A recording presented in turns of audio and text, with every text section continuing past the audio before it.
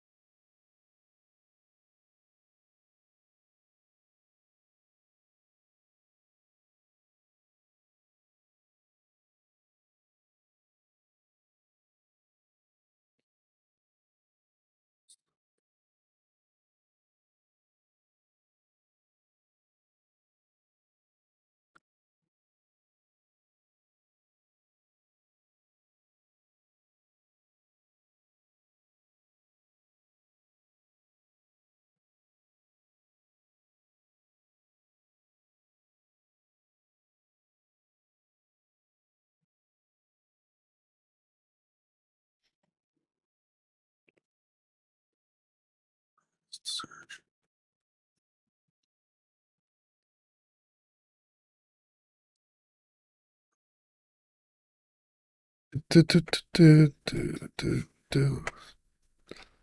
All right, we will now begin the stream. All right, 3 viewers. I can live with myself. 3 concurrent viewers.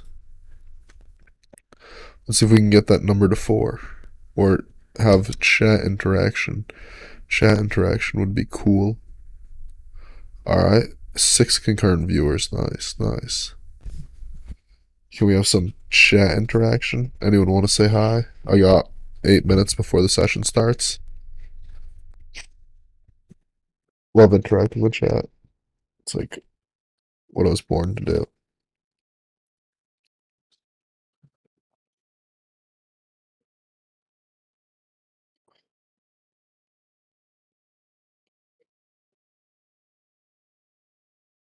No one is in chat.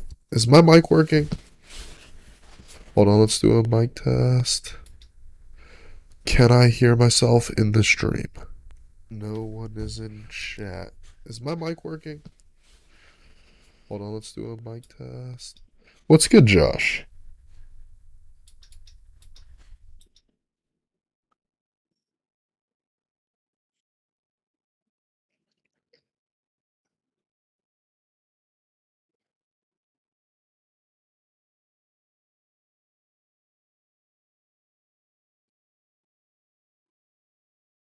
Can we get some W's in chat? Nope. Alright.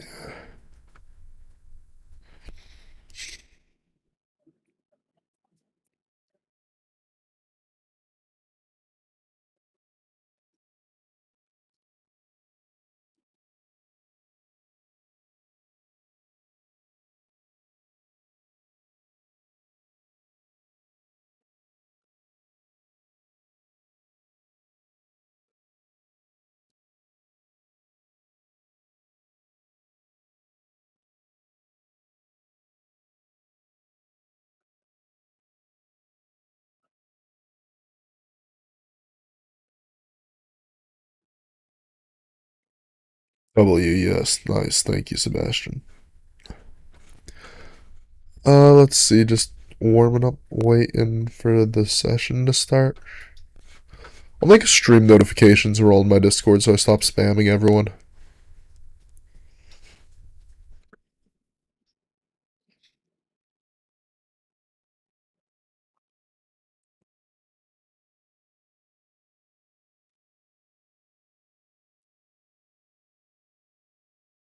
Eight current viewers.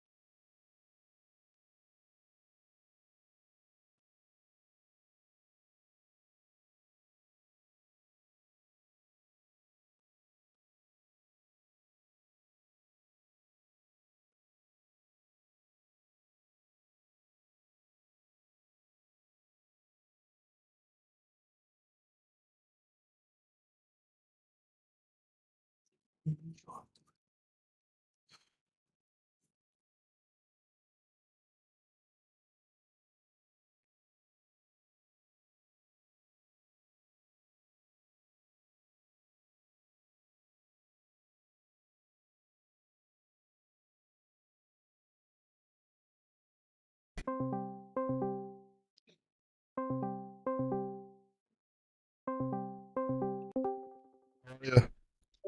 Hello, How's it going? going good. Nice. So, what would you say your goals are for this set? Like, what do you want to get out of this? I made some goals, but I don't know if I find the best goals myself because I'm not sure what my biggest problems are. Okay. But I wrote down getting more consistent so I can play to a higher level, uh, like when I play. All Because right. I have a problem of some days I do really good, and then sometimes my skill and my mentality um affects my gameplay. All right. And then I think I should improve my microphoning a bit because feel like I miss a lot of the easy shots. I also wrote this down. I can miss the shots that I should be hitting. That makes sense. All And right. All right. Nice. Nice. also wrote down finding a more efficient way to warm up because I'm not sure how I should warm up in a most efficient way. Okay. Find more efficient warm up. Efficient warm up. So you miss easy shots. You want to find a more efficient warm up. Um. I guess yeah, a more efficient warm up to like warm up my hands and get me ready to play. Okay. And then I also wrote down getting a proper idea of my sensitivity because have I stayed on a couple sensitivities for a couple of months at a time, but I have this problem where I can't settle down to one sense because every time I play with a sense for long enough, I start feeling like it's not for me, and I think the sense hold me back. Obviously, this in my head. What So sense are you on right now? I've been on point 32, point 29, point 26, and point 24. And what game do you play? Valorant And what's your DPI? 800. 800. All right. I wouldn't worry too much about sense. If you like all those sensitivities, just use any of them. It doesn't matter too much. Uh, look. So, how about this? Why don't you launch up Valorant for me and show yourself? Show me a deathmatch so I can get an idea what your gameplay looks like. But hands are a bit cold, so I'll Huh? try my best. My hands are a bit cold. My room is kind of Oh, chilly. so your hands are actually physically cold? Is that what you mean by warm up? No, they're not. They're not. They're not cold. They're not cold most of the time. Just Okay. If you have that issue here, let me find a little video for you. Um, here, I found this little electric hand warmer like a year or two ago, and I've been using it to warm up my hands like on in the winter when I'm playing. I'll just like plug it in, charge it up, and when I have days where my hands are really cold, this tends to fix that. but about that, I also wrote down that I need to get less shaky, Shaky, all right. and then I said improve on tracking. I think my tracking is all right, but I feel like sometimes I can like trail a bit, All right, that's and cool. then I I also wrote down finding and slash making a proper aim routine, which will show me progress. Cool, But cool. I don't really like this counts as a goal because it's more of a Yeah, it's just the main thing. Yeah, I got yeah, you. right, cool. All right, so let's look at first of all, let's look at just how your gameplay looks. Try to warm up your hands, whether it's like sticking your hand in your armpit for like 30 seconds or something that usually helps people, or just something to make it so your hands aren't freezing cold. And Yeah, then share your screen and show me what it looks like when you play like a death match in Valorant or something. yeah, because it's at least when I watch back like the clips from my games or like my VODs, I can see that sometimes I do really good and sometimes I can't understand how like I missed that and that shot. I mean, Yeah. and um I guess I could want to improve my flicking because I'm not sure about like what's wrong with it because in practice range and in deathmatch sometimes I am able to hit the flicks, but in a game I feel like I'm missing shit. a lot more than I normally would. All right. All right.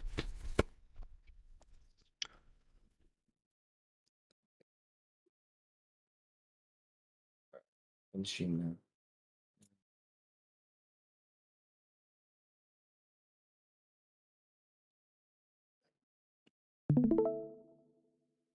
Does this work? Yes. Yeah.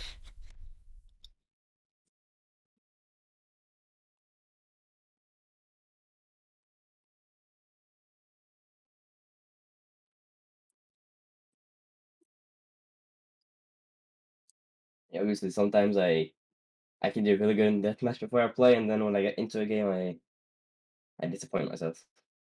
Fine. No worries.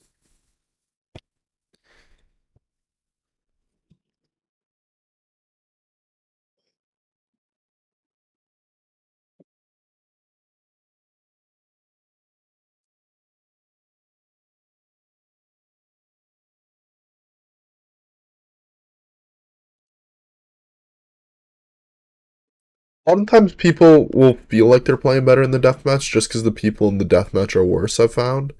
Like, it's really a Yeah, question of is it like psychological or is it actually how you're playing?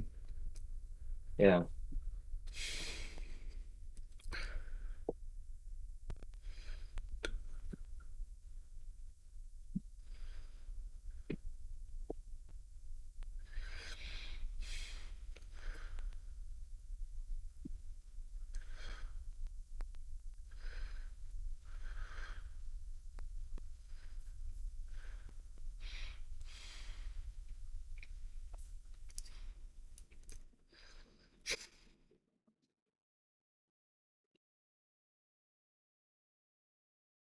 I definitely see what you mean by you have a trailing issue. Yeah.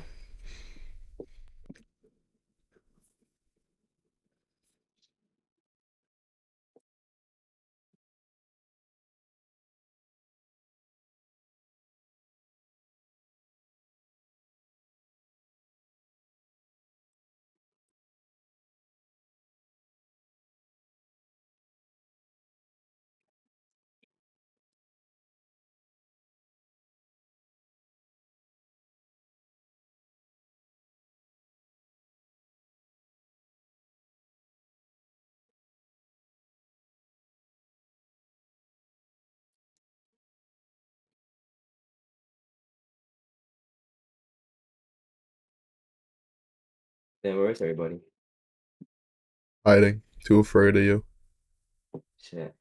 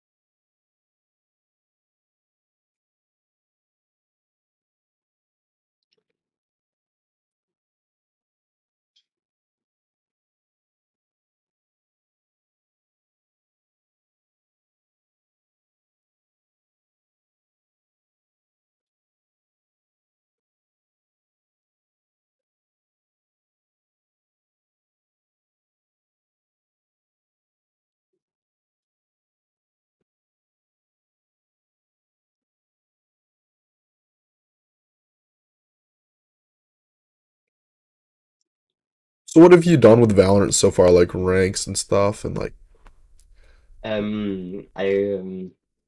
like a week ago or 2 weeks ago, I was Immortal 3, 250 RR. Uh-huh. and then I ranked down to Uh-huh. SNN3 in like I guess a couple of days. But right now I'm very low in Mortal One, Okay. and I'm playing for a team. Yeah, I noticed you got the little extra small thing next to your name. Yeah, Yeah. Let's see. Nice, nice. and that's So, where I see the biggest like problem with my aim yeah. that in scrims like my me just missing some easy shots can really like throw off some rounds and Yeah. just end in catastrophe. Yeah. Makes sense.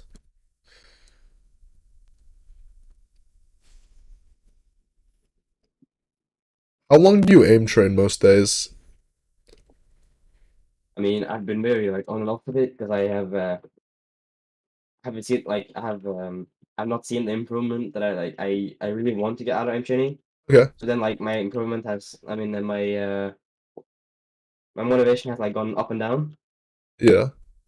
So when I was aim training, I was aim training like maybe 2 or 3 days a week, and I tried to like incorporate most of my aim training in my warm up, which I did every day. Okay. But then I still like kept having the same problems, so I stopped warming up because I felt like I had no effect. Uh-huh. And how long did you spend working on your aim and aim trainers 2 to 3 days a week? Like, how many months I did you have I weeks where think you I were? did this for on and off for like maybe 2 months, Okay. maybe like 2 months, and I was off for like maybe a week, and then I was come back to it, and then yeah. Okay. And how long did you actually spend in the aim trainer? Uh, I think I spent like the first maybe 10-20 minutes in the in trainer. All I right, so you spent I maybe think like seven over the course of 8 weeks. You spent like let's say 7 hours in name trainers. Sounds if you spent 10 to 20 minutes 3 days a week, 7 yeah. weeks out of 2 months, that's 7 hours. So the first thing is like, how much does your game sense actually improve over the course of like just any 7 Valorant matches, like 7 to 10 Valorant matches? I like to think my games is alright, but I definitely can see some mistakes when I watch back my gameplay. Yeah, VOD reviewing I guess is a bit different. That's fair. But like the point is, you've been playing this game for how how long have you Five been thousand playing? hours, 5,000 maybe hours one on 1.3, 1.4K. 1.4K on Valorant, and then do you have any CS:GO time?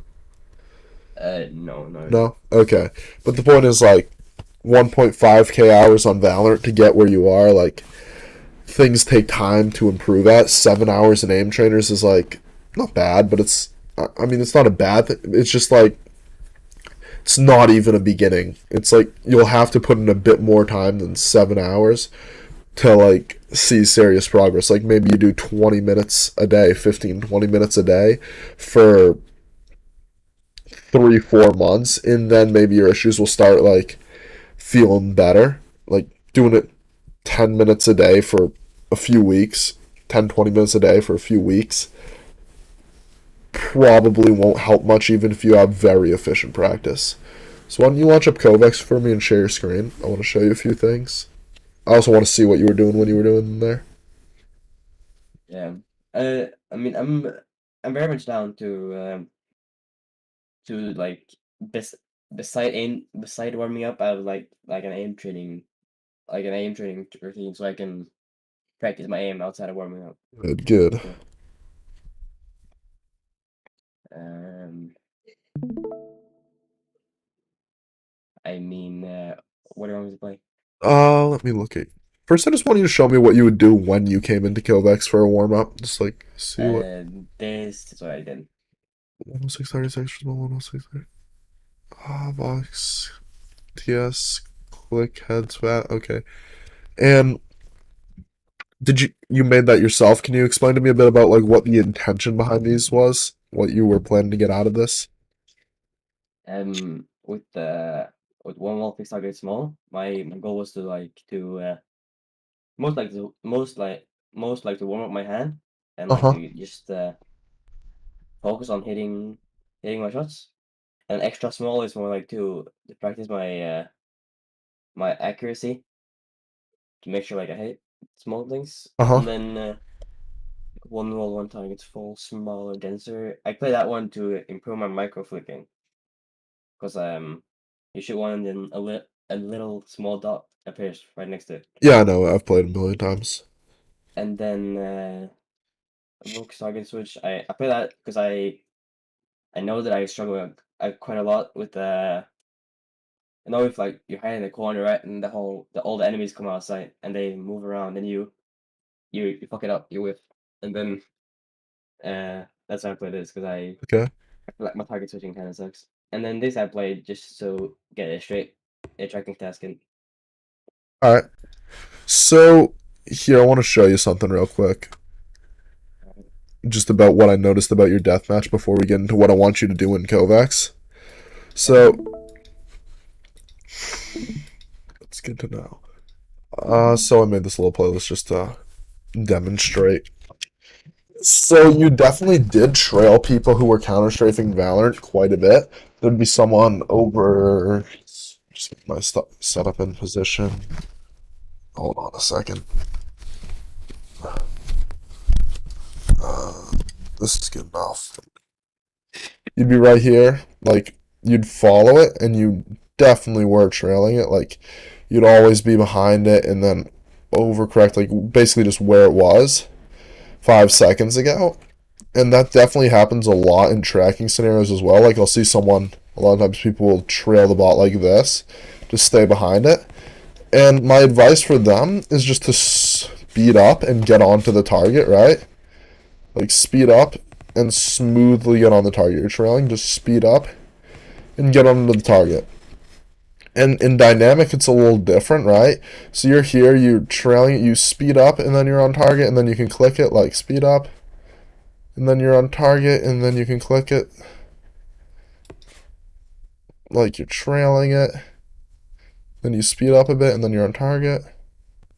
And that's an option, right? But what's a lot easier to do is to just intercept the bot a little bit. So, like, you speed up, yes, when you're trailing it, but instead of speeding up right to where it is, matching its speed and then clicking it, you speed up a little bit to where it's going and then click it like you're trailing it, just trailing it, and then you speed up to where it's going. Like if the trailing is obviously the error you want to avoid, so ideally what you'd do is like you'd flick to it, then you'd make a micro adjustment to where it's going, and obviously it's random, so it's hard to read exactly where it'll be Yeah. and like actually predict it. So there is like some just errors that'll happen from this that are bound to happen, but your goal is just to get a bit better with just understanding, yup, it moves back and forth, and I just flick to where it's going, and Yeah. instead of like following it back and forth, and over time you'll get, and you don't want to make it just a true like hard micro flick where you're just like trying to catch it before it moves anywhere, but you want to make it still a smooth motion, like you're speeding up in the glider goaded, just a bit more instead of to where it is to where it's going, so that you can kind of just intercept it, because you only need to hit it once versus in this scenario you need to hold it, track it like that. So does this make sense? Uh, yeah. I think it makes sense. All right, why So don't you share your screen and show me? all right, yeah. But I also see a problem with my movement, but that's something I practice out of internet. All right, cool, So cool. yeah. So which task was it? Pure G. Two words or one? What? Yeah, that, like that, Two. like that, like that. Alright, yeah. Space, horizontal, Say again. horizontal, and then space, Valorant, enter. Top one. Okay.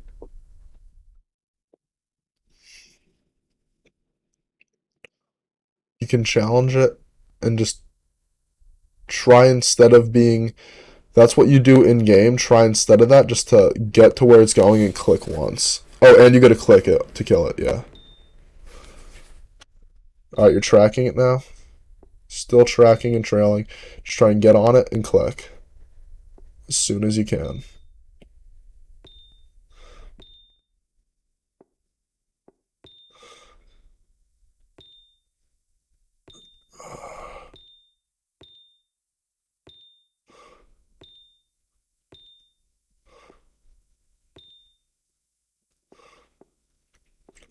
Alright, here, stop this for a second. Yeah. Quit the challenge. Just click the black X in the... No. Click the X next to the search bar to clear the search bar. Okay. And then play the scenario that's like... Hold on. Seven scenarios down, like the one while 5 targets passive.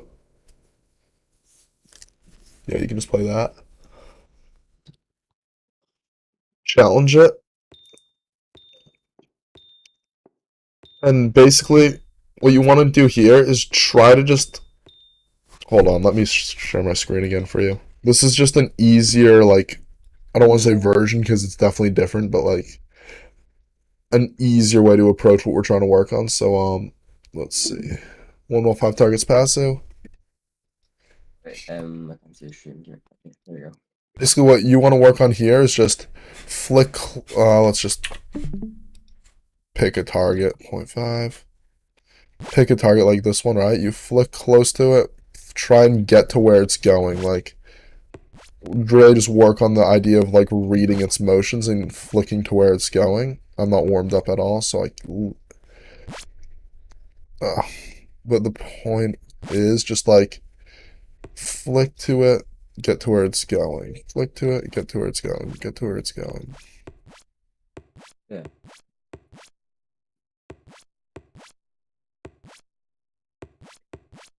Minimize your tracking and try and just focus on reading the bot, because the pure G Valorant was like looking a bit too hard for you, and if you make it any easier than that scenario, it just becomes too easy to the point where it, like, the bot size versus the bot movement makes it feel like it's in one place the whole time, and then it's just a free scenario. So we have to go to a scenario with some vertical stuff to, like, throw you off, so that one you can work so that you can work on that, like, reading random targets without what's it called,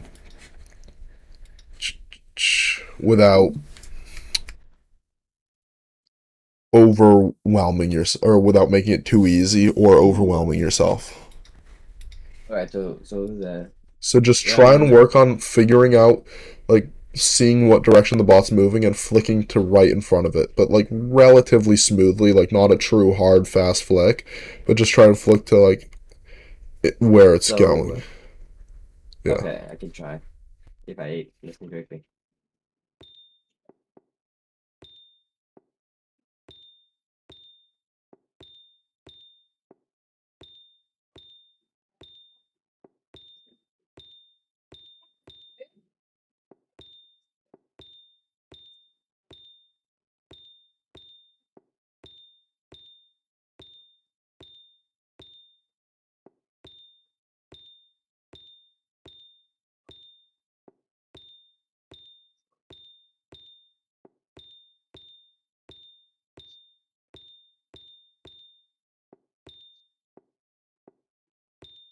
You definitely track that bot a lot instead of just tracking a lot of these. Yeah,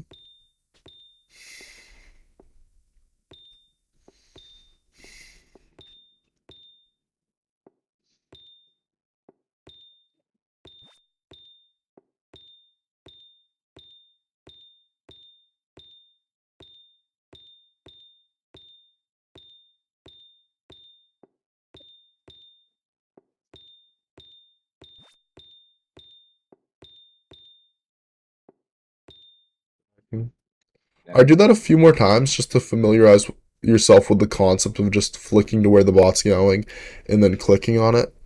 yeah, it felt a bit unnatural. I'll try to work on it. It is hard to learn to do. It just, especially when your approach is to try and track heads in Valorant, right?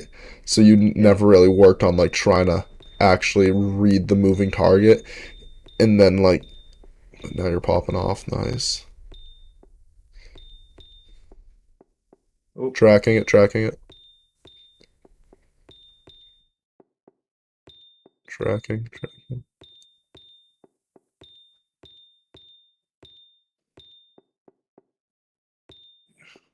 wait, a little too fast, I think.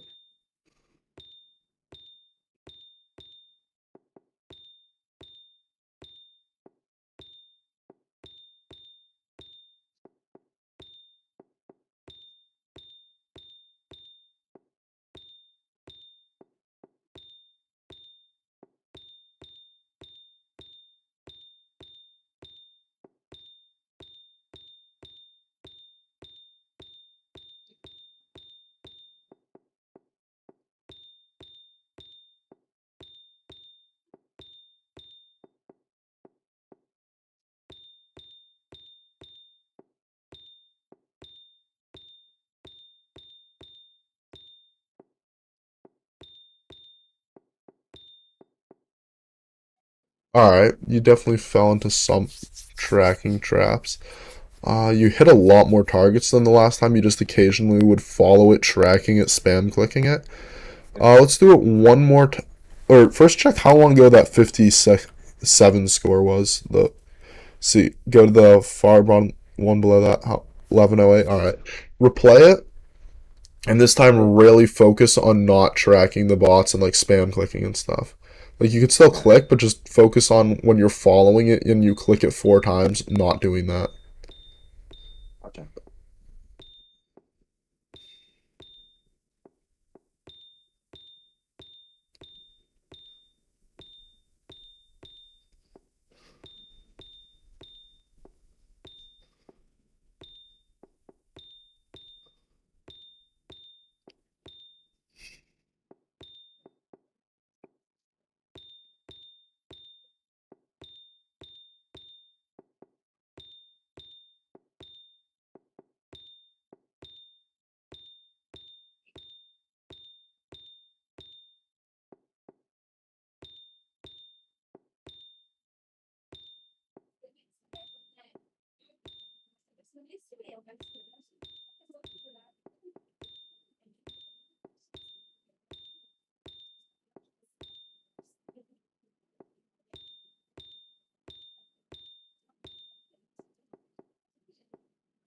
Shit.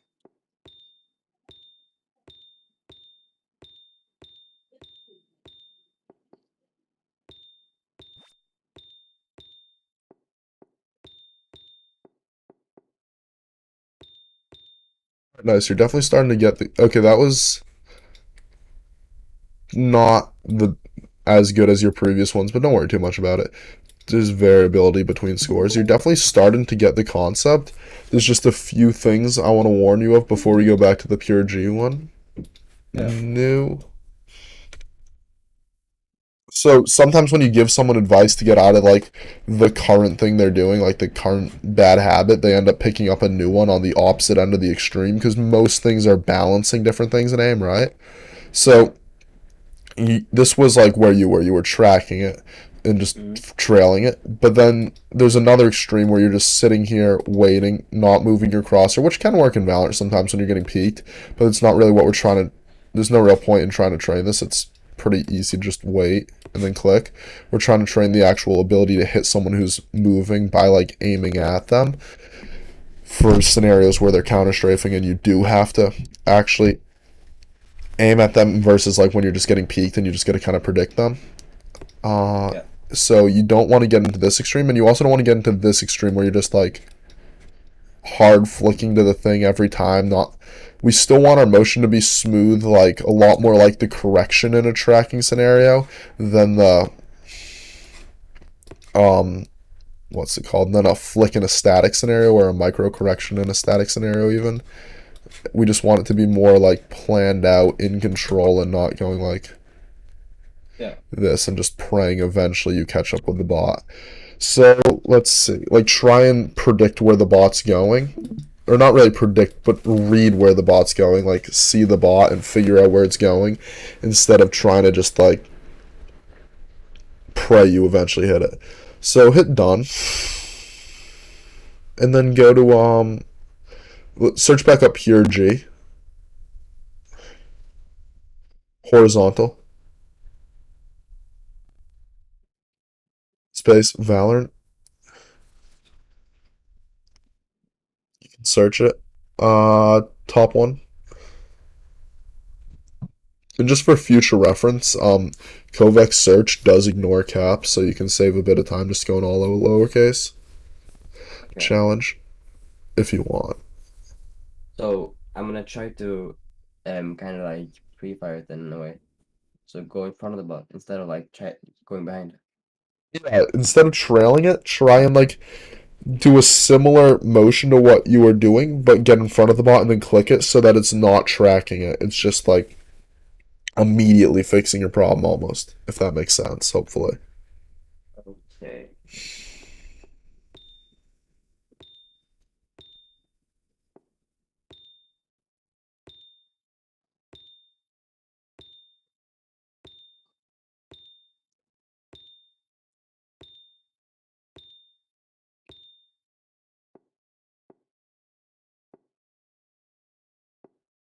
Oh my god.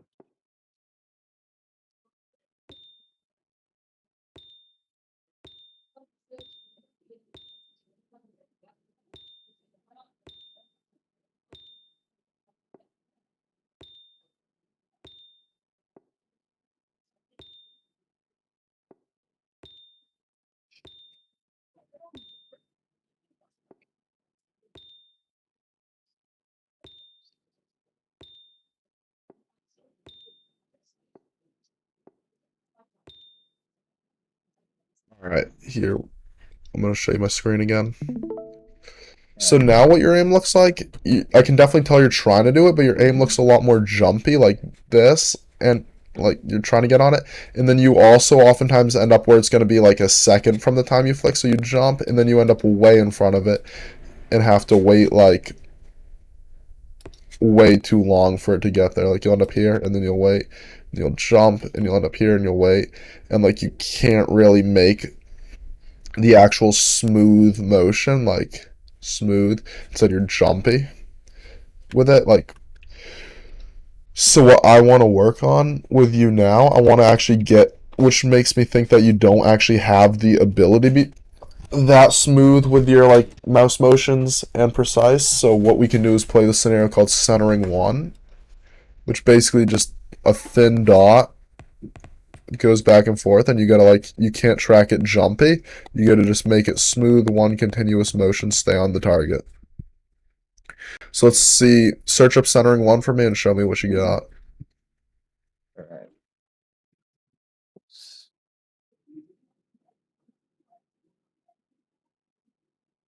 This one? Yep, second one down. Okay. Challenge. You hold down shoot the entire time, yeah.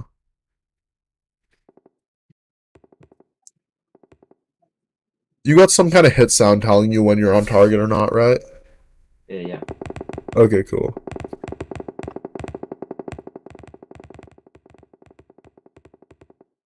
But yeah, like the jittery part of my aim is that's why I've been lowering my sense all the time, and then Huh? it feels too low when I've gone up again with my sense.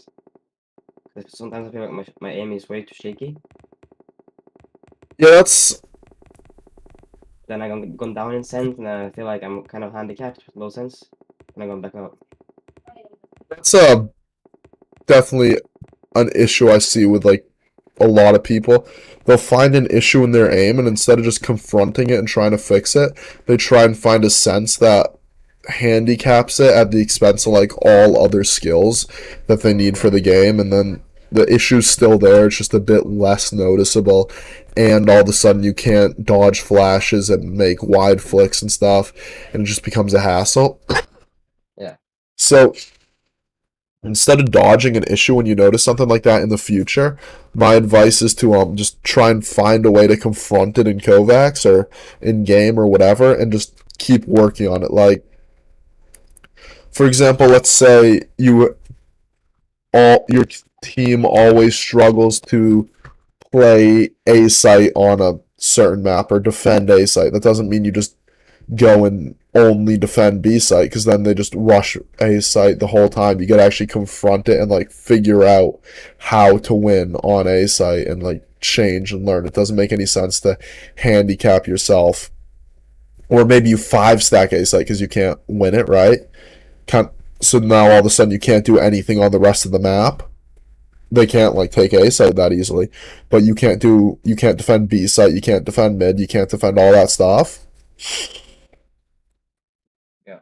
So if that makes sense, I don't know. I don't play a ton of Valorant, so I'm trying to give a good example of it. But let's see. Yeah, I think that makes. I'm just trying to. Yeah, so basically I just Yeah, try to fix my problems instead of trying to hide them, kind of. yeah, exactly. Instead of trying to mask them by making other problems worse, Yeah. actually confront them and fix them. So that's pretty cool. I'm gonna make a quick few notes. So as for the routine, I'm gonna start outlining it. I feel like where you don't aim train much and you have like one pressing issue, we should really just focus on we should focus all our attention on working on what you're dealing with the whole smoothness Yeah. or yeah, smoothness or like the whole like dynamic and smoothness like counter strafing enemies and shaking and stuff. We should just really just focus on that issue, right? With your training. So I'm gonna give you start with. I'm gonna start the routine with centering one. We'll do this for 4 scenario reps, and then we're gonna do 5 reps. We'll do 4 reps again of passive, and then we'll do 6 reps of the pure G. Horizontal clicking Valorant, right? Yep. So work on smoothness, work on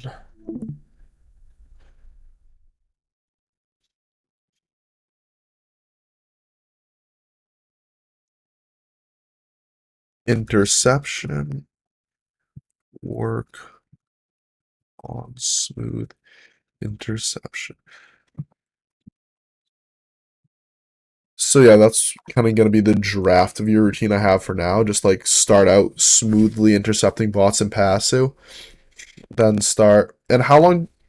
You, I'm thinking like if your current warm up is 10 minutes, and then you also have a short version, you're probably not going to want to play for more than 15 minutes a day, right? Yeah. For your training. And then do you also want a short warm up playlist to kind of just get your hand moving before Yeah, that could be good. all right, cool. If I'm late sometime, so I can just do Sh- something so I don't suck when I go in. all right, nice. So show me your Kovacs again because I just want to show you how to play a few scenarios so you don't develop bad habits while you're working on the warm up. All right. Search up wide wall 3 targets Pokeball. Wide wall, 3 targets, Pokeball. Wide The wall wall? wall Mm, 3 targets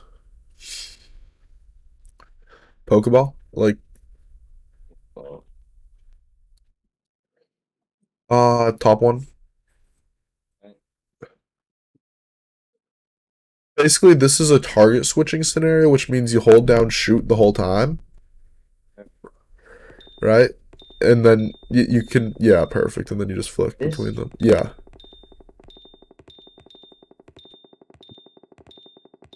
It forces you to kind of move your arm a lot, like wide distances to warm up those muscles that you need to make wider angle flicks with. Yeah.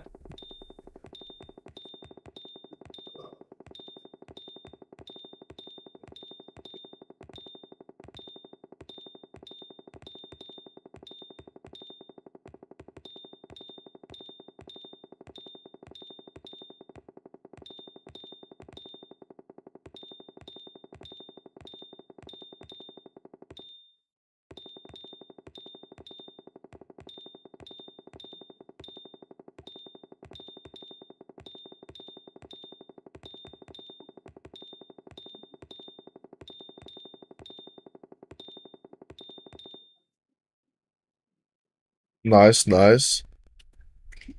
Um, let me think first what I want to do next. All right, so play that one more time for me, just so I can see you do it again.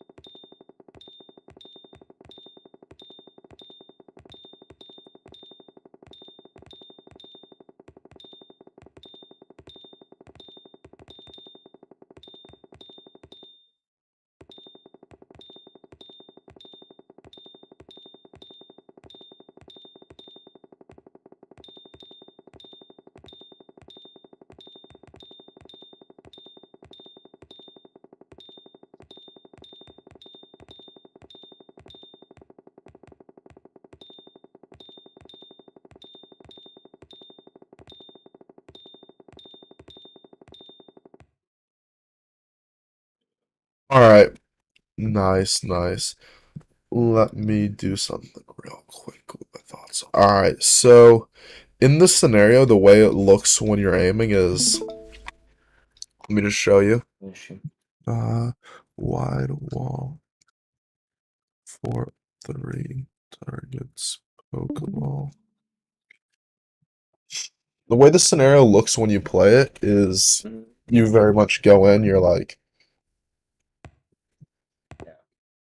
you first step is you take a really fast flick, and then once you're ending that flick, this is slow motion. What you do, you just suddenly cut, which results in you looking like this. You shake around, and then you eventually make it to the target. So in fast motion, it looks like that. All right. So what we want to work on is getting it so it can look a bit more like, not really like this. This is, I'm on a glass mouse pad right now, so it's kind of hard to flick with proper technique at a good pace. Yeah. This is more of a tracking mouse pad. But the point is, what I'll do it in slow motion to show you.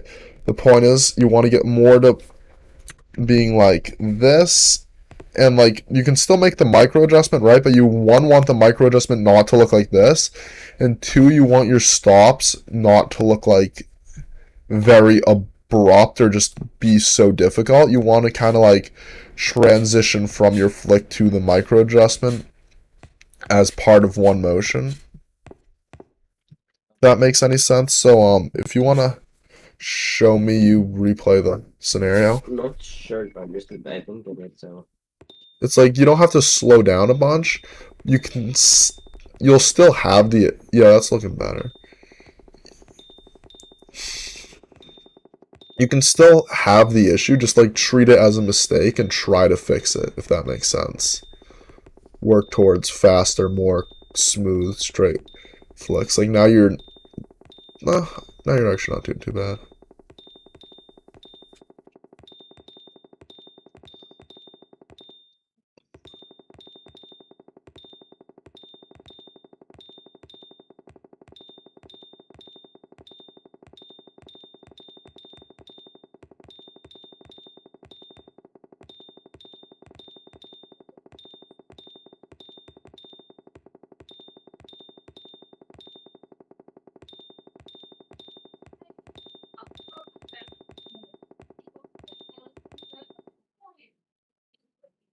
All right, nice. So, it's good. That's a good.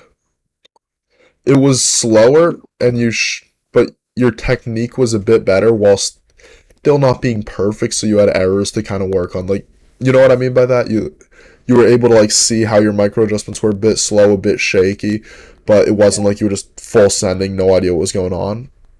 yeah.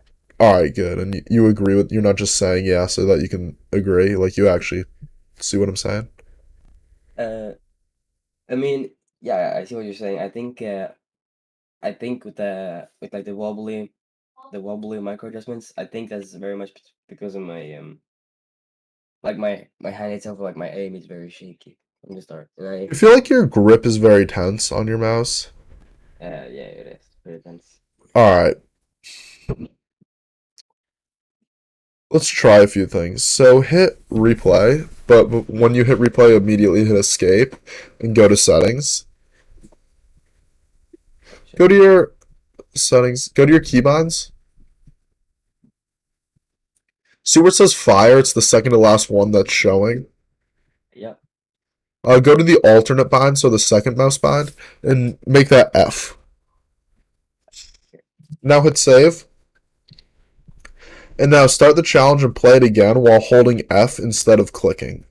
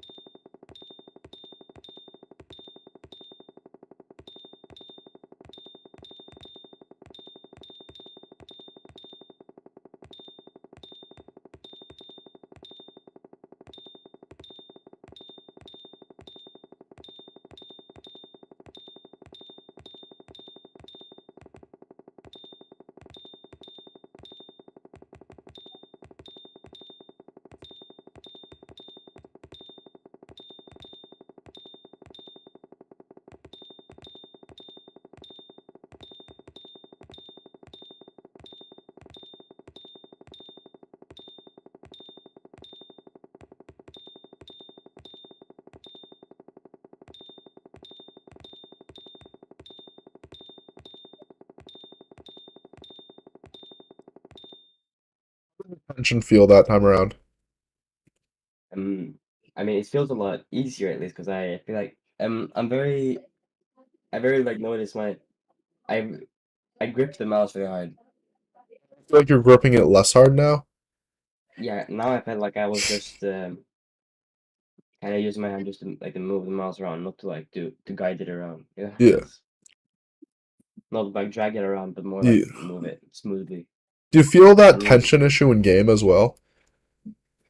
I mean, I would say I definitely do because in a situation where I don't see the fight coming, I wouldn't say it's a problem. But when I'm expecting a fight or like I'm waiting for someone to swing me, I definitely like tighten my grip a lot like around my mouse, That and then could be I why you can can't make your easy shots like you were talking about earlier.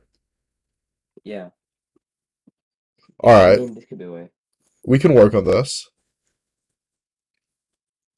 I So mean, hit yeah, hit replay and this time play it by clicking, but try and remember that feeling of lack of tension.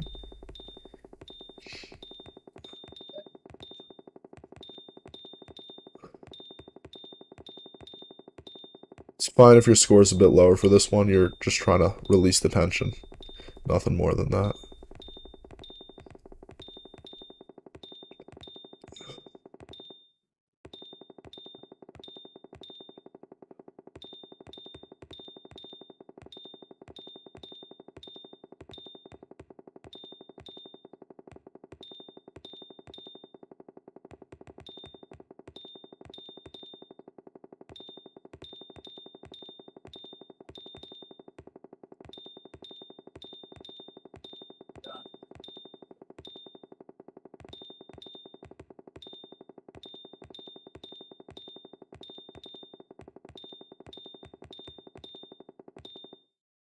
Don't worry about the score. Did you feel the tension relax? I mean, I did feel like I was trying to squeeze the mouth less, Uh huh. but at the same time with the I don't know what like my group is called, but it's quite weird because I hold the mouse with like my thumb on the left side and then my pinky and my um other finger on the other side, and then I have like my pointer on the left click and my middle finger on the right click. So And nothing else uh, touches the mouse? I mean my kind of the bottom of my palm touches the back of the mouse. Yeah. So when I released tension, I felt like my mouse was um not like that Stable accurate. in Yeah, your hand. not like that. Because the reason I squeezed it so hard is because I really like wanted to go exactly where I wanted to go. What But mouse do you then have? I was using the Starlight Pro 10s for like a few months, but now I'm back to G Pro Super Light. Alright, that's with your palm touching if you like it. so that your palm touches, Yeah, then because that mouse. on the tense mouse that wasn't something I did because the hump on the G Pro is quite a lot larger, and I don't have that big of hands. All right. So if you like it when your palm touches, then honestly, just practicing this without the tension, Hmm. just learning to really, you should. Should I uh, should I hold the mouse like partially in my hand, or should I just like have my fingers on it so it stays in place? I don't think too much about how you're holding it or like changing how you're holding it like that. There is the option of a lighter mouse. The most lighter mice that get lighter than that start to shape differently. So if you really like the shape of that, then it's probably fine unless you want to like look into like a modified one that's the same shape but just lighter. Yeah, because the lightest one I have now is the tense mouse, And that forty weighs something grams, 40 something. Yeah, 46, 47. 46, 47. And did you feel like the shaking was less bad on that, but you just didn't like the shape? No, I didn't. Or not the I shape felt like tension? I played better when I go back to the G Pro. Okay. Yeah, if you like the shape, Because the G Pro is a bit bigger, so I have like the it's more stability like of your in my palm. hand. Yeah, Alright. yeah, it's more like my palm control. My palm If you like depend it's on that not. stability, I'd stick with your current mouse, or at least a mouse with that shape. Um, Yeah, because when I hold the other mouse in my hand, the tense one, uh-huh. my my hand it's like sticks out of the bottom of the mouse because my palm has like my grip. My palm touches the back of the mouse, but then because the hump on the tense mouse is so low, and Yeah, my yeah, hand I ends up understand that. scraping the mouse pad. Yeah, Yeah, but that's on the G Pro, it's more like floating a bit. yeah, if you liked it, that's fine. I just work on honestly, you could probably just by practicing on this scenario, work on relieving tension and also playing the scenario. Over time, you could probably fix that issue. Like over a few weeks. So just we'll make this in your warm up, and you can also because this will just get the blood flowing, get your arm moving, and it can also work on that. Yeah. So I'm gonna make your warm up 6 minutes long because you don't spend much time in aim trainers. So we're gonna do warm up. But most definitely, I'm willing to spend time in name trainers if like that's what I need to see like the most improvement. Thing is, you're playing on a team. You're scrimming. I mean, Yeah, let's face facts. The things that are gonna get your team the wins most of the time will be better strategies, better plays, better this, better that. The things yeah, that this is just helping some of the time, and it's more important that you stick with it than that you like play like 7 hours one day and then never pick it back up again.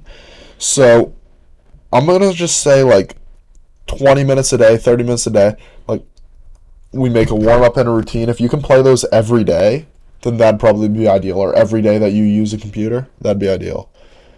For the warm up, 3x, Pokeball. 3x, W, 3x.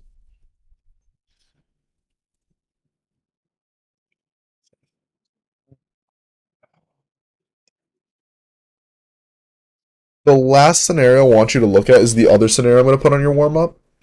It basically just warms up the smaller muscles and like the things you use to make precise motions. So search up raw mouse control, clicking 3. oh no, Control, clicking 3. Second one down, so 30% smaller, yeah. yeah, Just play through that. okay, Challenge it.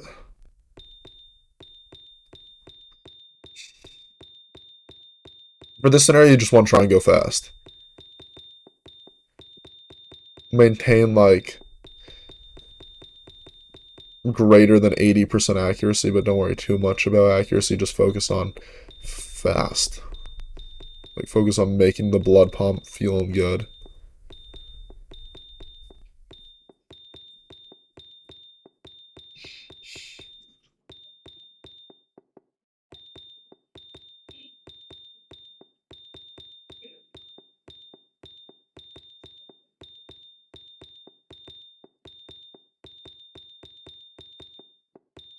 Yeah, this is kind of what I meant with my microfleeting didn't work because I played a similar task like this before, and I had it in my warm up for like a couple of weeks. One target far smaller, denser.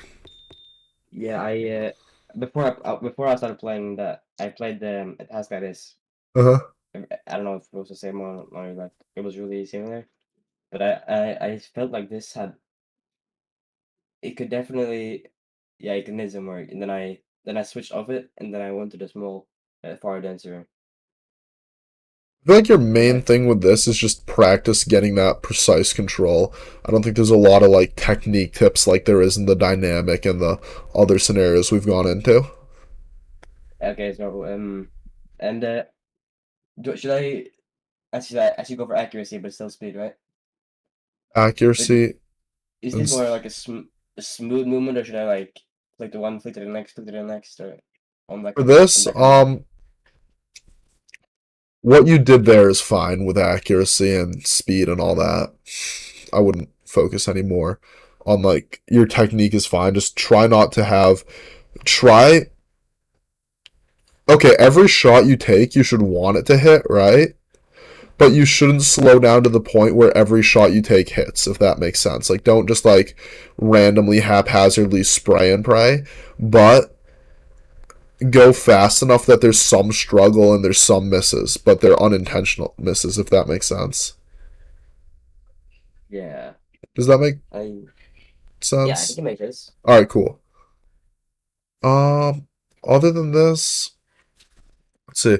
Honestly, your playlists are super easy because you don't play that much. So I'm just gonna make those right now and send them to you right now. Uh, So just give me 5 seconds. but like if you had like not like a perfected one, but like ish, like an practice playlist that I could play maybe like 2 to 3 times a week or 4 times a week or something, just so I can practice all the aspects of my aim still while focusing on the track on the cheerleading most. I would.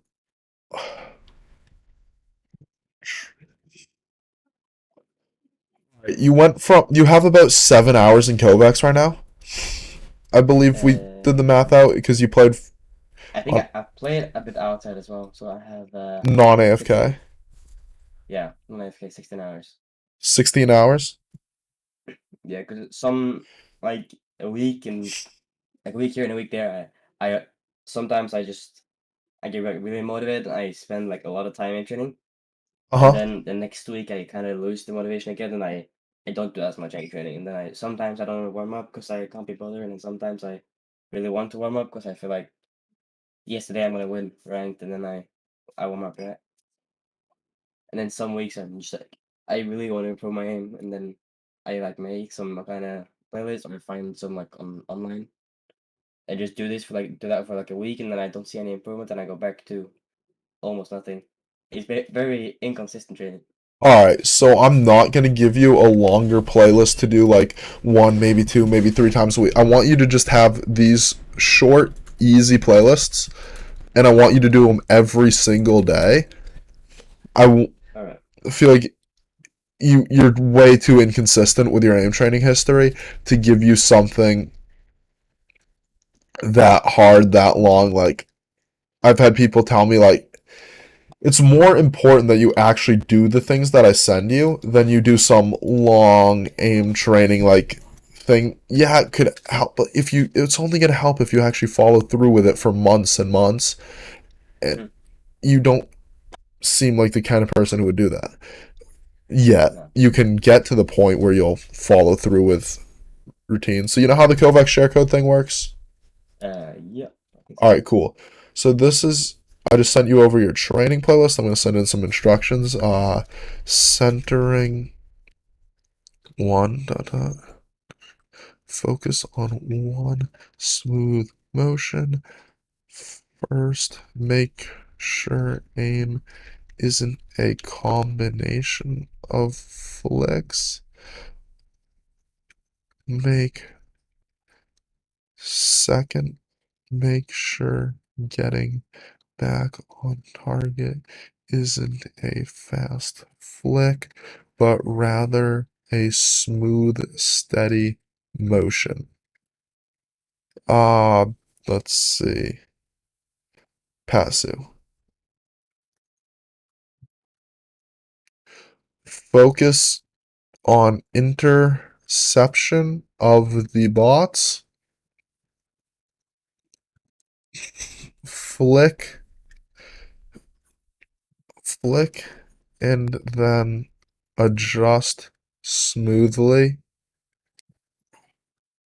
Adjust to where the bot will be when your crosshair arrives or immediately after. Let's see. Some slight tracking may occur, but make sure not to follow the bot for more than half a second to a second. Let's see. Pure G horizontal. Valorant.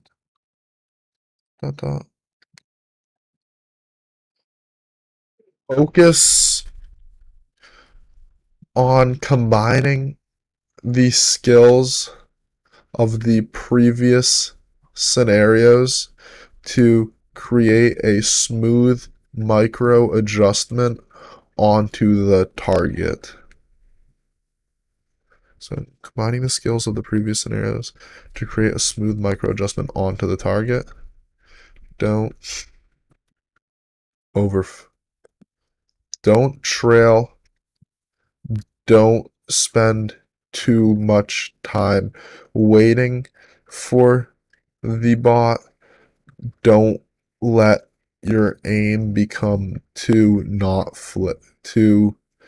flicky and not smooth. And then for the warm-up,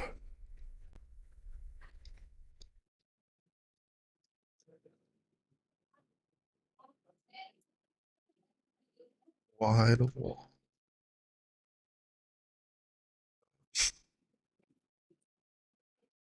Focus on fast, straight flicks.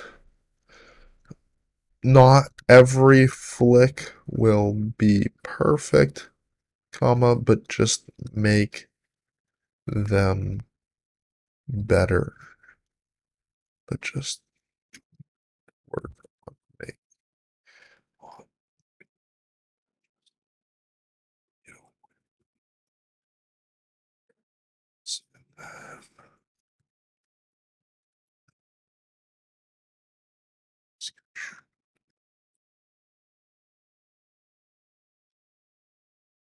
So the goal with the wide wall is to have as straight line as possible from each target to target.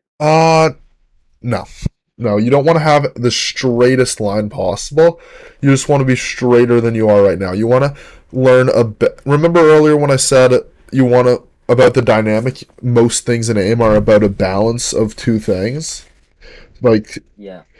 In that case, it was balancing, like being smooth and predicting where the bot was going with, being fast and flicky, and actually knowing where you're going. Let's see. I got a 2 p.m. coaching session, so you get the point of so I do actually have to call this one pretty soon. But let's see, like a coaching session that should have started 5 minutes ago. Let's see. Focus on making fast micros without spraying and praying. Not every flick will be perfect. Just be aware of the errors. But yeah, just try and balance your straightness and your speed to get like the best. And also focus on low tension. Focus on low tension always.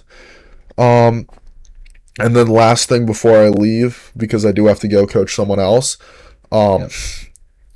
is make sure that when you're holding an angle that you think someone's gonna peek, you you notice you're gripping your mouse really tightly, just relax your hand a little bit. Just take a point to do it always when that happens. You'll find over time you start getting more and more of the easy shots. All right, I'll see you. Yeah. If you have any questions, Thank you. DM them to me. Sorry, I had to cut this one off. I usually go late on sessions, which is so sorry. This one had to be rushed towards the stop, but I'll talk to you.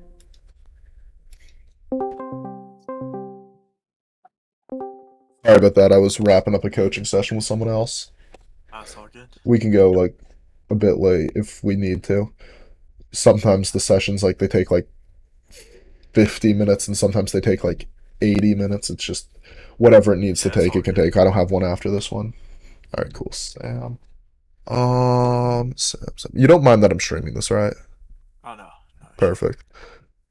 So what would you say your goals are? Really, I want to understand like aim better. I don't really have any particular rank goals. It's just that's like the one thing I feel like I'm having the most trouble like wrapping my head around in a sense. Hmm. I used to coach like tennis Okay. and You read the some inner game of tennis? no I haven't. Really? That's a great I've had book. people like recommend it to me, It's but I've probably never my gotten favorite around to it. book. You've read it? Oh, I love it. I've read it Oh, multiple times. I'll have to check it out then, because T- I always get it recommended to me. Such a good But book. It yeah, it's I've like forced it on hundreds of people and most of them have told me it's life changing. I'll have to read it then, It's because a yeah, very I very. all of high school and like first 2 years of college I coached tennis, so Mhm. I definitely should probably check that out. But yeah, where I was going with that was basically like, um, a lot of times like there would be people who would come in and they just like super get like the game sense aspect of it, like the court positioning, the placement, all of that, when to approach, when not to approach. Um, but they get really frustrated mechanically, and it was almost never because they just couldn't do it because there was anything like physically keeping them back from it. It was always that they just did not understand what made like a good mechanical motion. And I feel like that's kind of where I'm at, where I don't really, I'm a bit frustrated because I can understand the motion's not doing what it's supposed to, but I don't even understand it enough to understand like what's not meshing, basically. Well, yeah, I get what you're saying. So would you say you want to understand? No, I noticed you sent me Kovacs benchmarks and also Valorant death matches. Do you care about understanding aim as a whole, Yeah. or do you care about understanding aim as a whole as it relates to Valorant? Even like primary game I play is mostly Valorant, but I feel like it would help me in an extent cause if I ever want to transition it to something else. Like I'm not like hard set on understanding it for Valorant. That's just what I play the most. That's what Okay. I felt most comfortable DMing on. So I would in a sense like if it could be applicable to Valorant, Yeah. obviously, but as a whole, I would like to understand the process of aiming better. I'd All like to right. get my Kovac scores up a little bit. All right. Such. So yeah, I'm just gonna watch my. I'm gonna watch your VOD and let's see. Let's just watch this death match real quick. I'm just to get a kind of an idea of what it looks like when you aim. Share your screen. Screen too.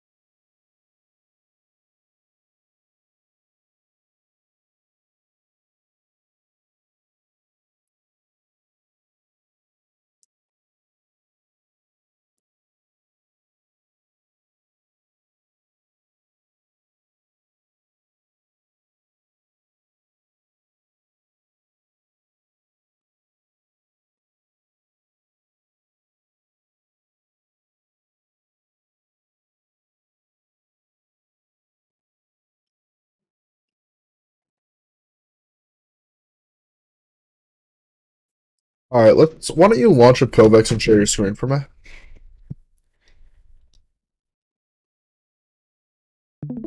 All right, nice. I just wanted to. All right, so what scenarios in Kovacs would you say you're trying the most to get better at right now? Um, I haven't really had a focus. I've been kind of doing tracking more recently All right. because I don't really know if that's what's wrong, but it seems like I can't really hit moving targets, if that makes sense. I thought maybe that would help. Not even sure if that's logic sound or not, but that's what I've been doing a bit. All right, let's start out with looking at your control sphere. Search up control sphere.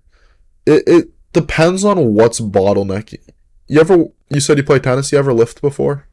Yeah, You ever notice how in like more complex, bigger lifts like say bench press, your chest can be as strong as you want. If you got a weak tricep, weak wrist, or like tendon issues, that'll bottleneck you. You won't be able to bench press like a high number. yeah, definitely. It's a system. It the Basically, if you're struggling to hit moving targets in Valorant, it's a similar thing where there's a lot of different moving parts in what you're doing because it's more of a dynamic clicking type thing than a tracking type thing, and it kind of depends on what the specific issue bottlenecking you is before we can decide whether or not tracking is the right way to go about improving your ability to hit moving targets in Valorant. So just hit challenge for me. And hold down shoot the entire time, yeah.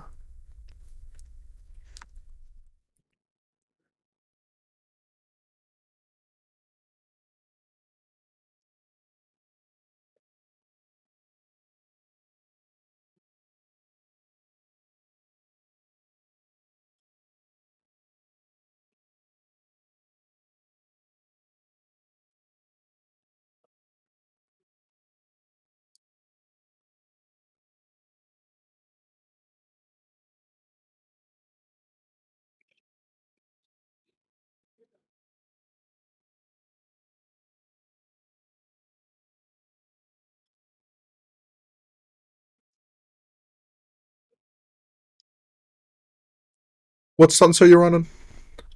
0.22 1600 DPI. Alright. Alright. Dasnerth stunts. It's unfortunate. It's technically a little bit higher, but it's fine. Hit done. Search up centering one.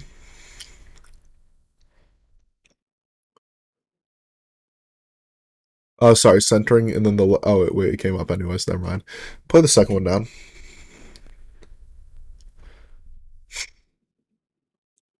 Challenge it.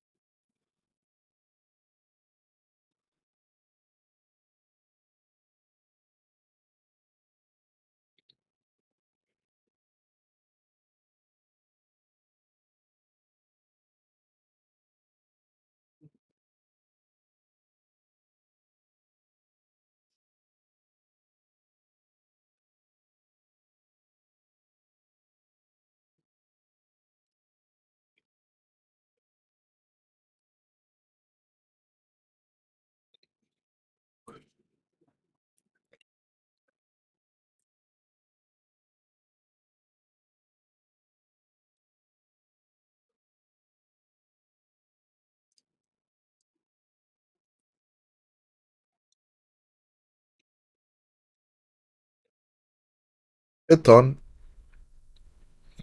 Search up smoothness trainer 60.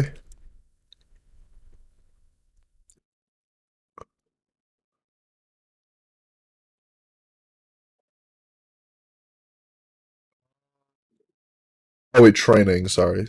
Training. I was getting confused. Yeah, that This one. one. Yeah.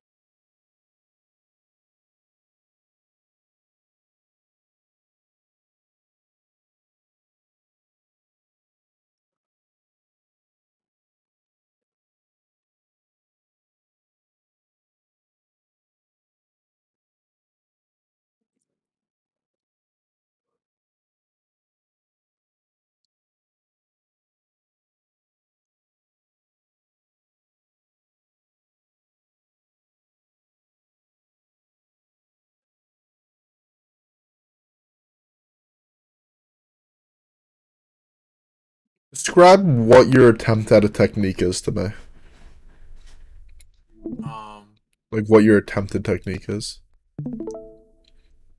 like for aiming on it. For tracking, yeah. Um, if you want, I can throw on a hand cam. No, no, I don't mean your physical technique. I mean your Oh, what you're trying to do with this. more so, I like just look at the whatever I'm tracking, typically not necessarily towards the crosshair, and then kind of rely on moving my like using my hand to move the crosshair to where my eyes are looking, if that makes sense. All right, that makes using your hand to move your eyes toward it. All right, that is not exactly what I was getting at, but all right. Here, let me just show you what I'm talking about. So this is the scenario we're playing, right? And this scenario, your aim looks like almost like this. Watch. While the bot's moving, it's like no, this is a bit exaggerated, but it's like a bit shaky like this. And then when it switches directions, you kind of go like this, and then you get back on it, and it's not too bad because this bot's big and easy, and you're able to get it. And then Yeah. but then in centering one, let me show you. Your form really fell off in centering one. That wasn't great, but it wasn't terrible. In centering one, we had this. You'd be like, oh, I'm in the easy version. Let me go to the normal version. Didn't mean to click that. Uh, it would watch this. You'd be tracking it, and then it'd switch directions, and then you'd flick onto it, over flick, and then all of a sudden you'd be shaking. You'd shake all around it. Switches direction, flick on it, shaking. Like you're trying to do almost like you're trying to do a combination of flicks to stay on target, but it's just a very shaky tracking. Like you know what I mean by that? Yeah, I So get what you mean. instead of going like, instead what you want to do when it switches directions, just hold on a second, wait for it to switch directions. Whiffing now myself. Why is this thing not switching directions? Come on. Okay, there we go. Just switch directions, so now you're off target.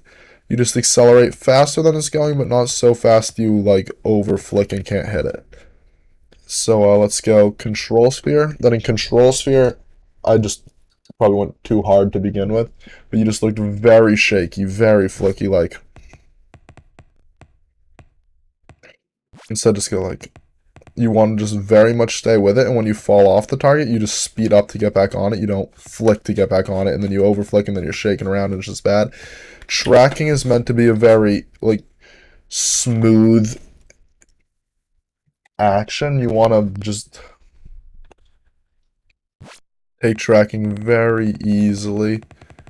Should be one steady motion. There shouldn't be a lot of falling off the target, then flicking to get back onto it. Even falling off the target should be a smooth return. It can be fast, but the concept of like smoothness. Have you heard the word smoothness before?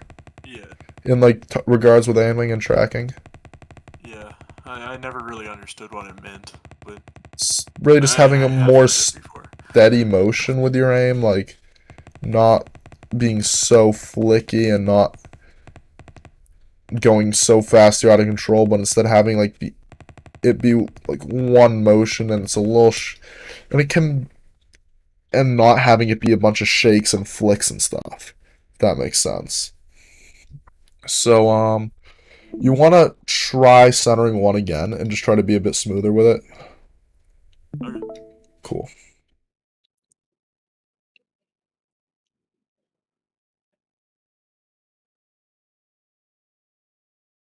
Yeah, that one's fun.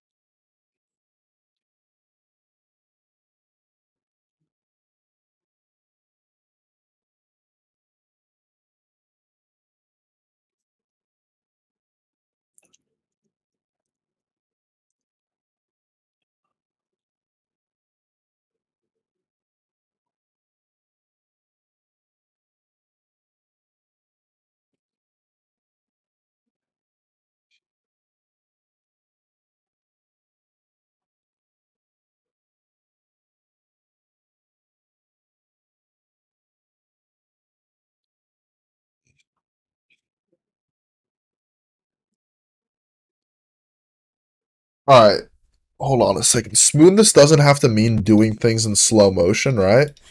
Okay. Like, let's say, let's just go to a static scenario for the sake of this. Sure, why not? Let's say that this is a normal flick. I'm on a glass mouse pad right now, so it's kind of hard to do normal flicks. But let's say that these are just normal flicks. Like, you accelerate a lot in the beginning, and then you decelerate very quickly when you're near the target. A smoother motion is more of an acceleration that speeds up and then slows down and then decelerates to the pace of the bot. So that as you rejoin the bot, you're on its pace. So in a scenario that might make a bit more sense because the bot actually has a pace. You Oh, this one's moving too much for me to actually talk while I do it. Hold on. And that's long strafes too, so we're gonna have to go back to a smoothness trainer.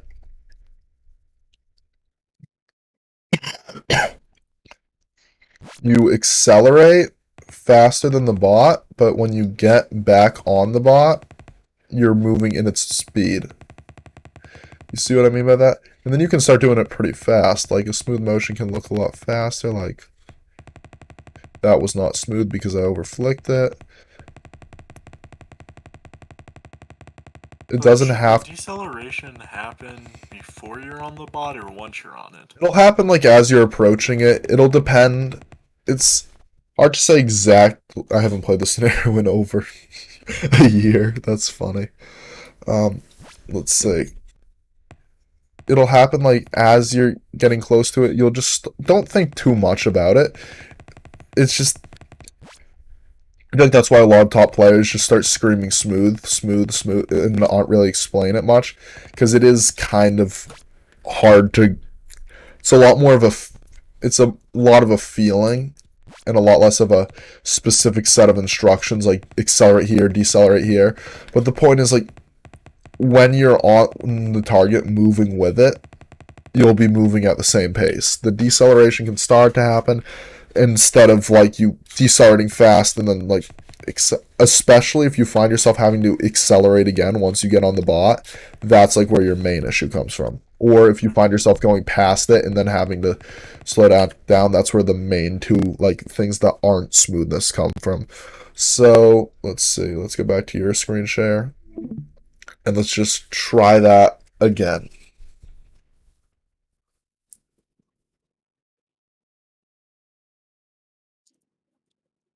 Especially the directional switch. This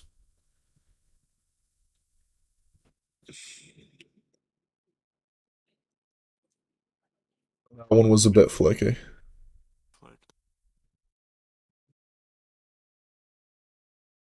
Yeah, that's looking good.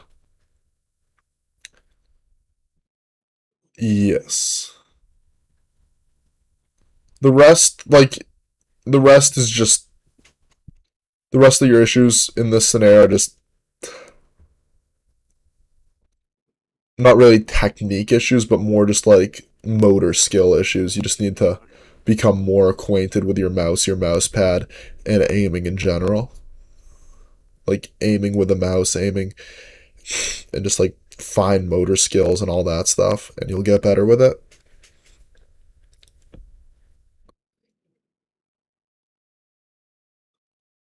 But yeah, this looks pretty good.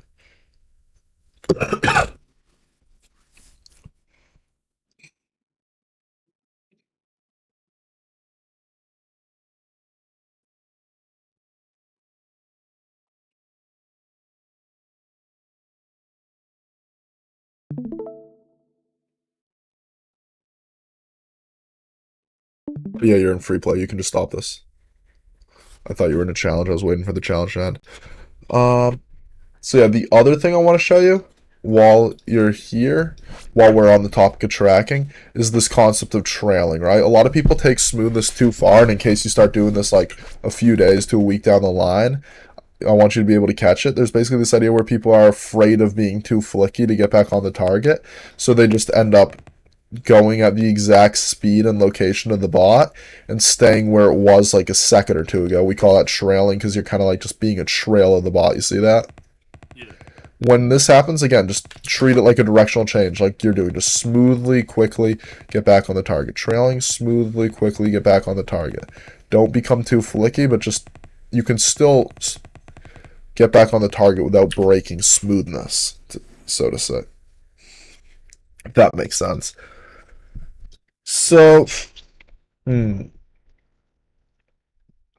For training your tracking, I think I want to look into centering one type scenarios. Um, Smoothness scenarios. Let's let's see what you. Yeah, let's run your hand on control sphere again. See what you got.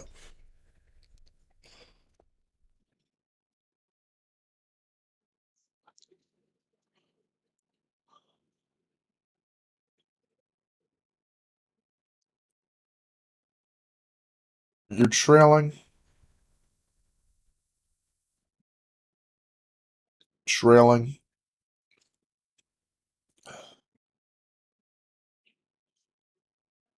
still trailing,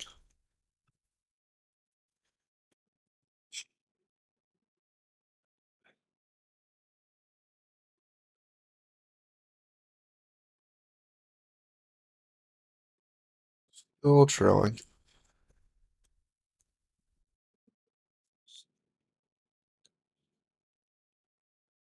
Leave the scenario. Escape. Search up control sphere and then type in plat. Okay, cool. That actually exists. Play it. I forgot if it was just control sphere diamond or if they also had a plat version. And focus on not trailing the spot.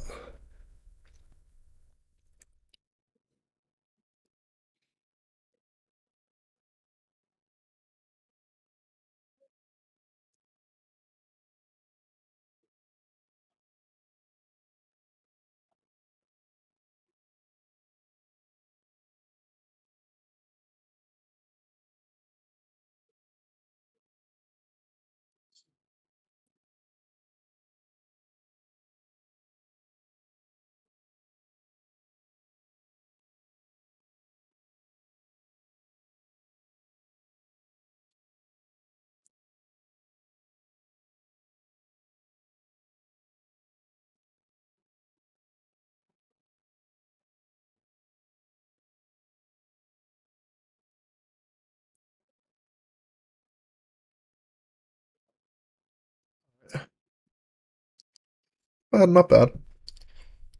Just when you play this, work on learning not to trail, I'd say. I'm Okay. gonna put this in your routine.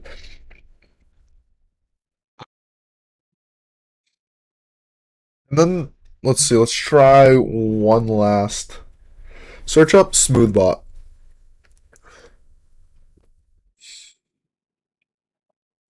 Uh Second one down. Challenge it. Oh man.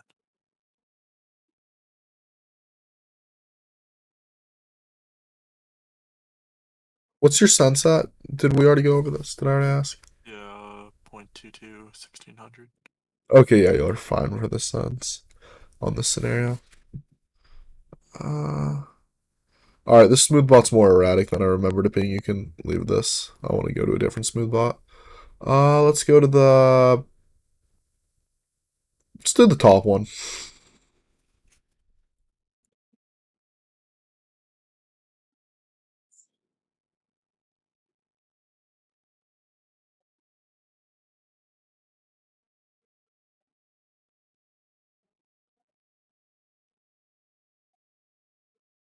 Alright, I like this.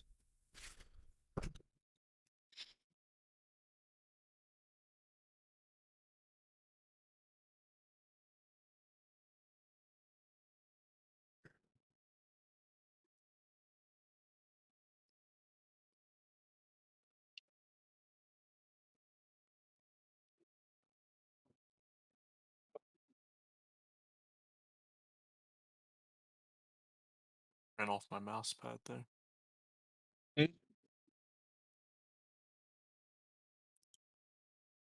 What? I said I ran off my mouse pad there. Oh yeah, that happens. Sometimes you'll go too far and you'll have to reset your mouse. Don't worry too much about it.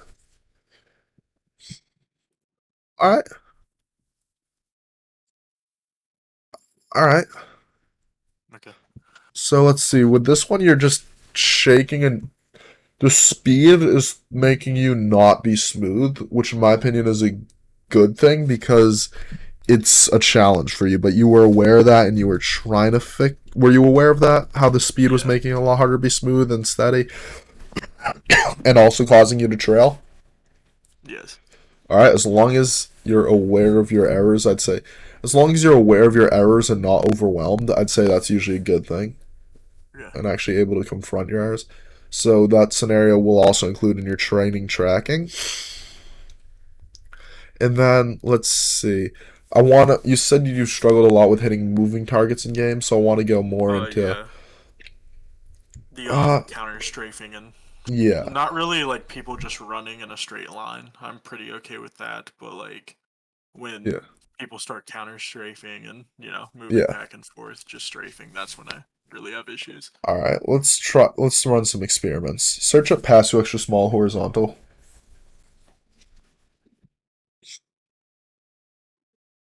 Extra small is 2 words.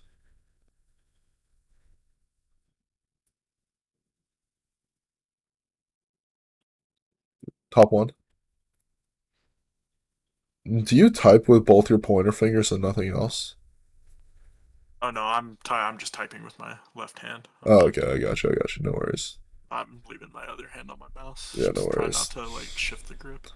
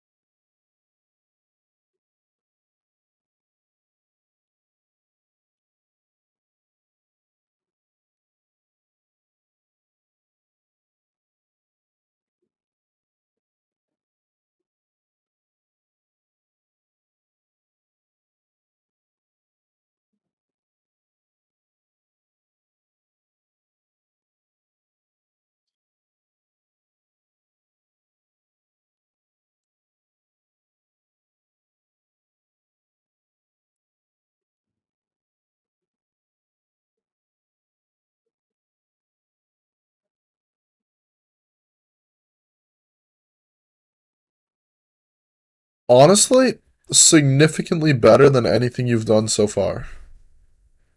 Okay. Not what I was expecting from you. It was I was expecting this to be a lot shakier, but like I've had people score. You were 24. I've had people score like 8 of these bots in the time in the run in sessions before, like bottom 10 scores on this scenario of like 6,000 people, right? Yeah. So yeah, I'm gonna share my screen real quick and show you what it looks like when you do this. Passive extra small horizontal. Nice.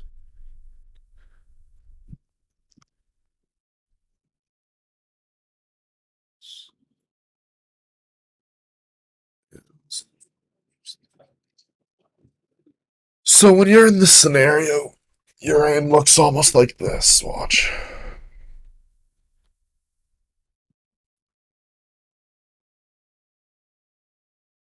Look familiar? It's almost like you're trailing the bot again, but being smooth. So what you can do instead is just try and fix it the same way we were working on tracking, right? I'm missing a lot now too.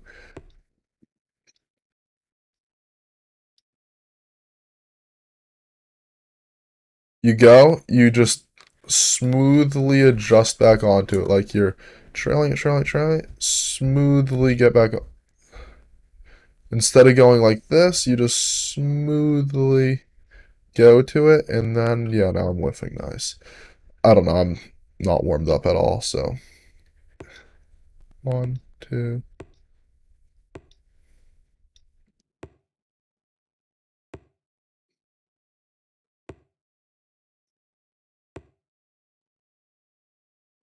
You get the point. You see how I'm not really, what's it called, going back and forth. Instead, I go and I just make a smooth motion that gets me back on the target and hits it. Yeah. All right, cool. Replay the scenario and let's see it.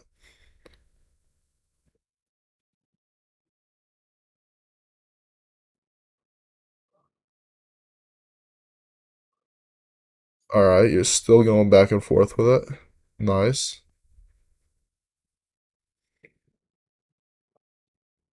Now you're just waiting there for it to hit you.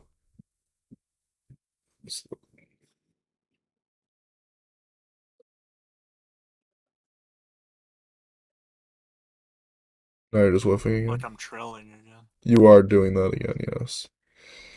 Aim a bit faster. Try and maintain smoothness while accelerating. There you go. That was much better. There you go. There you go. There you go. Do you want to shut off the weapon model in the middle of your screen? Settings, UI. Oh no, it is weapons. You're right. I forgot. Weapons. Show weapon model. Check. Save.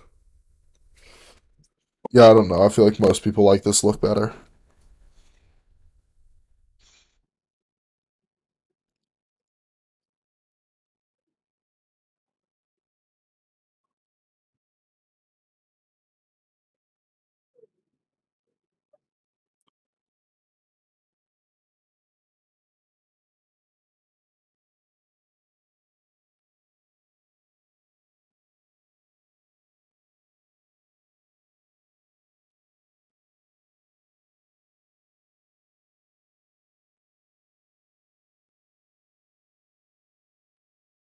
Nice, nice.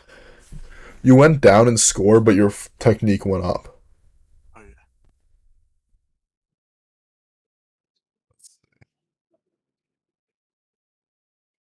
Dynamic train. Sage.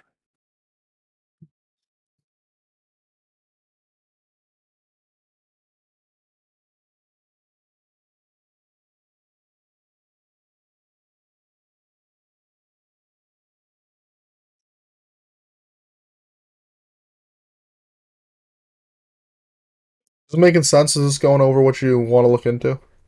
Oh yeah. It's helping a lot. Nice, nice. You just sound very quiet and depressed. Like, No, no. I'm worried. No. All right, good, good. I'm just thinking. All right, cool, cool. Passive, extra small, horizontal, reload. So, hmm,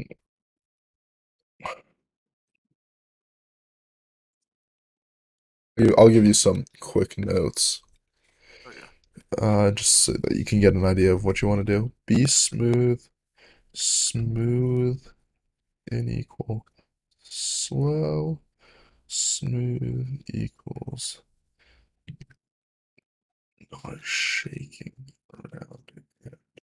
Hard.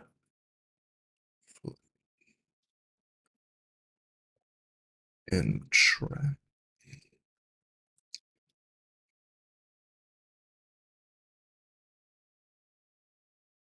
All right, now some people take smoothness way too far, so I'm gonna show you the scenarios that the opposite end of the spectrum, where people are going extreme with smoothness where they shouldn't be. So if you can launch up Kovex and show me that again, nice.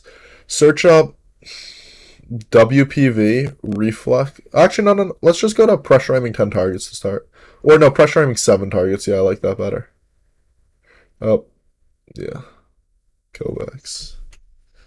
Let's just see you play this. Basically, the way it works, these targets will get closer and closer to you and eventually hit you. And your goal is to not get hit. So shoot the biggest target. Flick fast, shoot biggest target.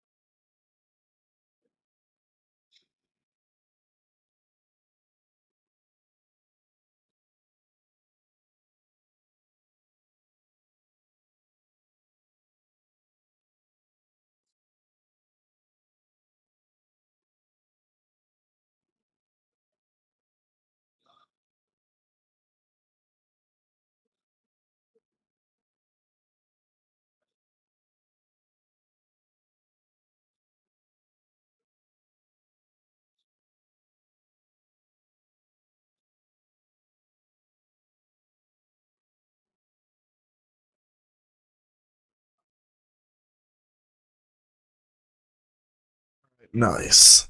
Nice. Let me think for a minute.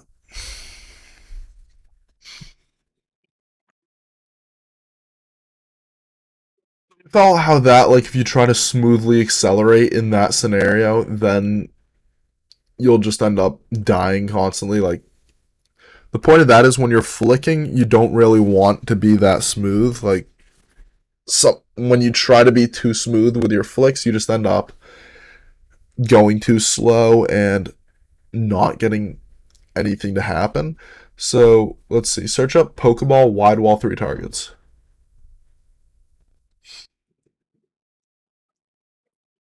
Wide wall as a space. Wall 3 targets. Should be the third one down, unless that's a variant of it. Third one down. Yeah, that one.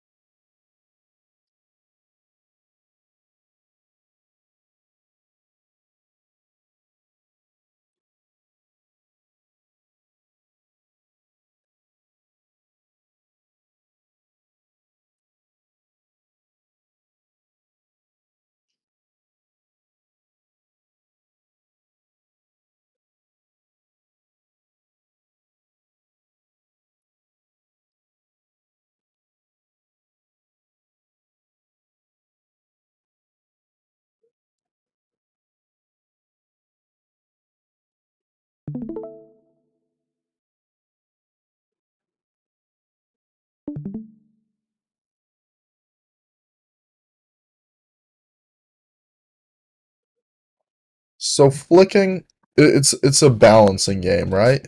You don't want to be like this. Like you have some of them where you'd be like that, and you also don't want to be like this, like super straight. You don't want to be curvy and fast, and you don't want to be straight and slow. You want to be somewhat curved. You want to be, I don't want to say somewhat curvy because like ideally it'd be a straight fast flick, but no one's a robot. Your hand isn't like made by Elon Musk or anything. So you're not gonna have like the perfect like laser robotic flick. You're gonna have some imperfections, but just try and make it so that it's like a bit off in the curviness and a bit off in the speed, and balance those two things. So like kind of like what I was just showing you there, that would be a good balance of the two for your skill level. You could probably actually make your flicks look very similar to that. And then the other thing is that your micro adjustments especially would be a lot shakier than your normal flicks. And basically the concept of a flick, you flick and then you adjust onto the target. Flick, adjust onto the target. And over time it becomes more of like one motion. Like you don't even slow all the way down for the micro adjustment or stop for the micro adjustment. You just kind of slow down a bit and then adjust onto it.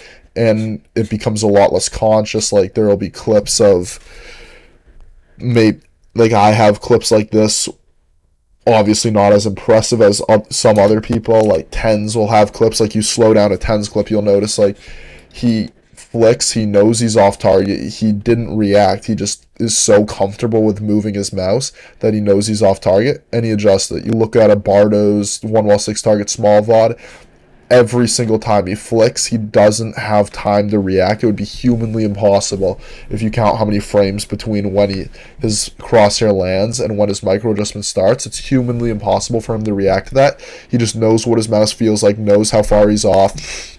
He's able to see how it's approaching, and because of that, he knows how to make the micro adjustment, and all that's unconscious. You don't think about that, it just happens. You'll see like clips you might even notice in your own gameplay pretty soon, or even right now. You'll have clips where it's like you flick and then you adjust onto the target without even noticing it. So what you want to do is really just work on, first of all, making your micro adjustments more directed towards the target. Like obviously you don't want to go so slow that they're perfect all the time, because then you're not making any errors or practicing anything. But you don't want them to be like you a week from now, if your micro adjustments are still like making curves and shakes all over just as bad as they are today. That's a problem. So you want to make, yeah.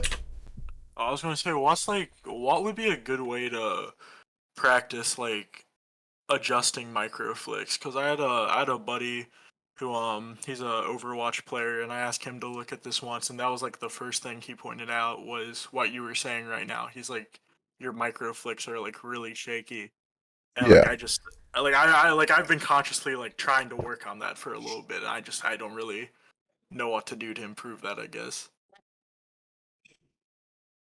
In my opinion, there's two main reasons people can have bad or well, there's a million reasons, but there's two of them that tend to be technique based, that most people who have bad micro adjustments will fall into.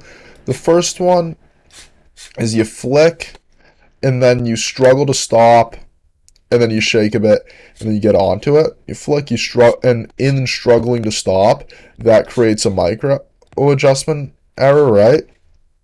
Yeah. And then the second one is you actually just don't have the control. Like you could just take your hand off put your hand on your mouse, and then like you'd still not be able to do a clean micro. Like some people whose micros look like this, if their crosshair started there, hand goes on the mouse, they can just go like that. But other people, they like still wouldn't be able to because they just have that shakiness in their hand that they need to work on. And if I remember correctly, you had both issues were pretty bad for you, but I want to see you play that scenario one more time to get a better idea of it. You think that could be like a mouse grip thing, or just not enough hand Do you have a control? hand cam? Oh yeah, I Can can you throw turn that it up. on?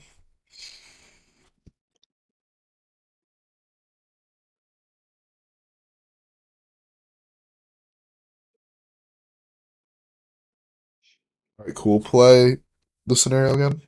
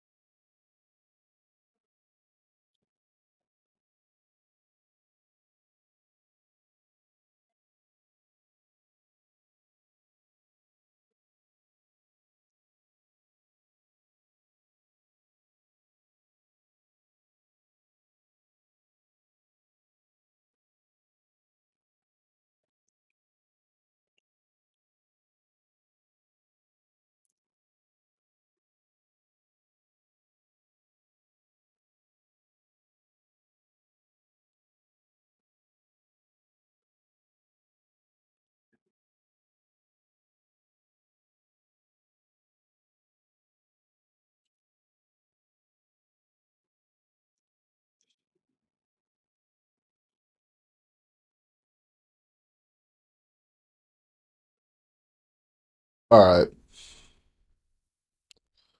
You're mostly the first issue with the fast flicks, and I'm going to show you why. Okay. I don't think your technique is really needs much improvement as of right now. So you flick and you go past the target, and like let's just say time is frozen right now. Then once it resumes, you immediately flick really fast on or close to the target, and then you start shaking, and then you eventually get to the target, kill it. So flick, time pauses, right? You're here.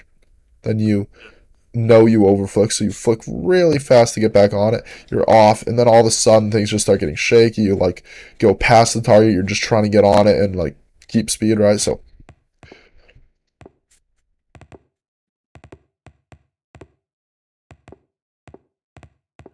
instead, try to just aim for the target, right? If you notice yourself constantly over flicking, that means you need to flick less distance, stop sooner, right? You won't hit the target. You'll probably end up looking exactly like this. But you'll just like notice that like over time. And the second thing you want to work on is actually just efficiently stopping your mouse. Like if you're, and this is just something you just got to be aware you're doing it wrong, just try and stop it better. Just, and maybe slowing down a little bit will help you, but really the main thing is just seeing I shake a bunch when I'm stopping. I can't do that. I gotta just make it so that my stop goes into the micro adjustment. Maybe start slowing down your mouse a bit sooner. But other than that, there really isn't much to it other than being aware you're shaking and stopping it. Just learning to stop harder. So it's more so I'm like not stopping it on time. Is that You're stopping too late, and you're also your stops are very abrupt. So what'll happen is you'll be accelerate, and then you'll just stop all of a sudden, and you just can't do it, right? in a sense I've been trying to like make them abrupt on purpose. Should they be more gradual? Not to the point of smoothness, Okay. but what you're doing right now is too far. Aim's about balance, and this is just like too far in the other direction for your current skill level. Like this level of abrupt stopping. Like yes, you should be accelerating, stopping quick, but you give you're not. You need to one learn to stop quicker, and two allow yourself more time to stop. And over time, the time you allow yourself to stop will get less and less and less, if that makes sense. Okay. So start the challenge.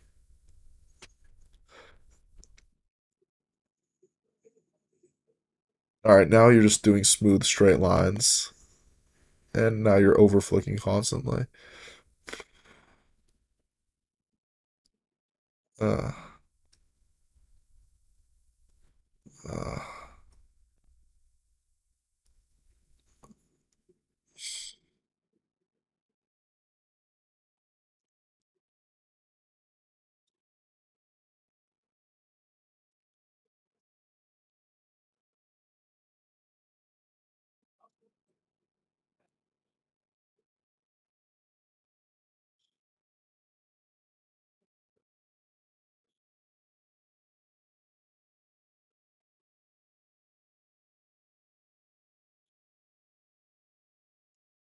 Also, Yeah.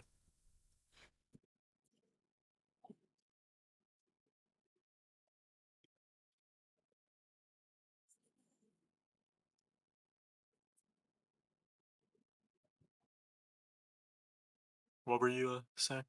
just to be straightforward with you, your your aim is, don't take offense to this, please, but your aim's probably what I would consider like very much bottom tier. Like it looks like how I looked when I first downloaded aim trainers and started training. No, It's I agree. I have it's really bad aim. very much. So you'll have a lot of issues. Yeah. So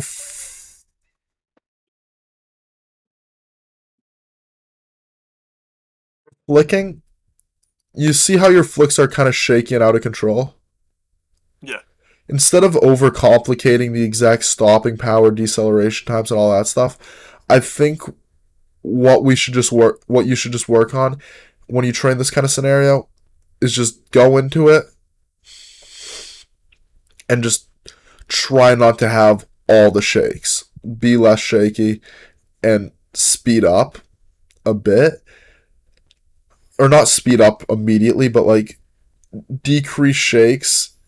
Maybe even slow down a bit from where you are right now. Not to the point where it's so smooth and straight that it's effortless, but like there's balance the shakes and I guess what you could call smoothness a bit, and then over time get faster. Like over, and then once you start feeling not shaky, like not very smooth, but just less shaky, more in control, more comfortable, pick up pace, pick up pace, pick up pace, and just go like that. Does that Alright. make sense? All right, cool. Yes. So like slow it down a little bit, then gradually speed up as it gets more Training. comfortable. Less Yes, shaky. slow it down a little bit, but not to the point where it's so easy that it feels too comfortable. Just to the point where you're not like overwhelmed, like because right now you have like 100 issues. If we were to, there's nothing to isolate. Like there's it's just too much going on that we can like work that you can just work on one issue and focus on one issue. You're just like spamming flicks. So slow it down, work on that, and then speed up and improve. Okay. So training flicking. But don't. Alright, so slow down. Let's steadily speed up. Like, you know how when tracking you will miss some of the time? Like, most of the scenarios I recommended for you, you were holding around 40% accuracy on? Yeah. If you have a tracking. Here, search up Cartoon Sphere for me.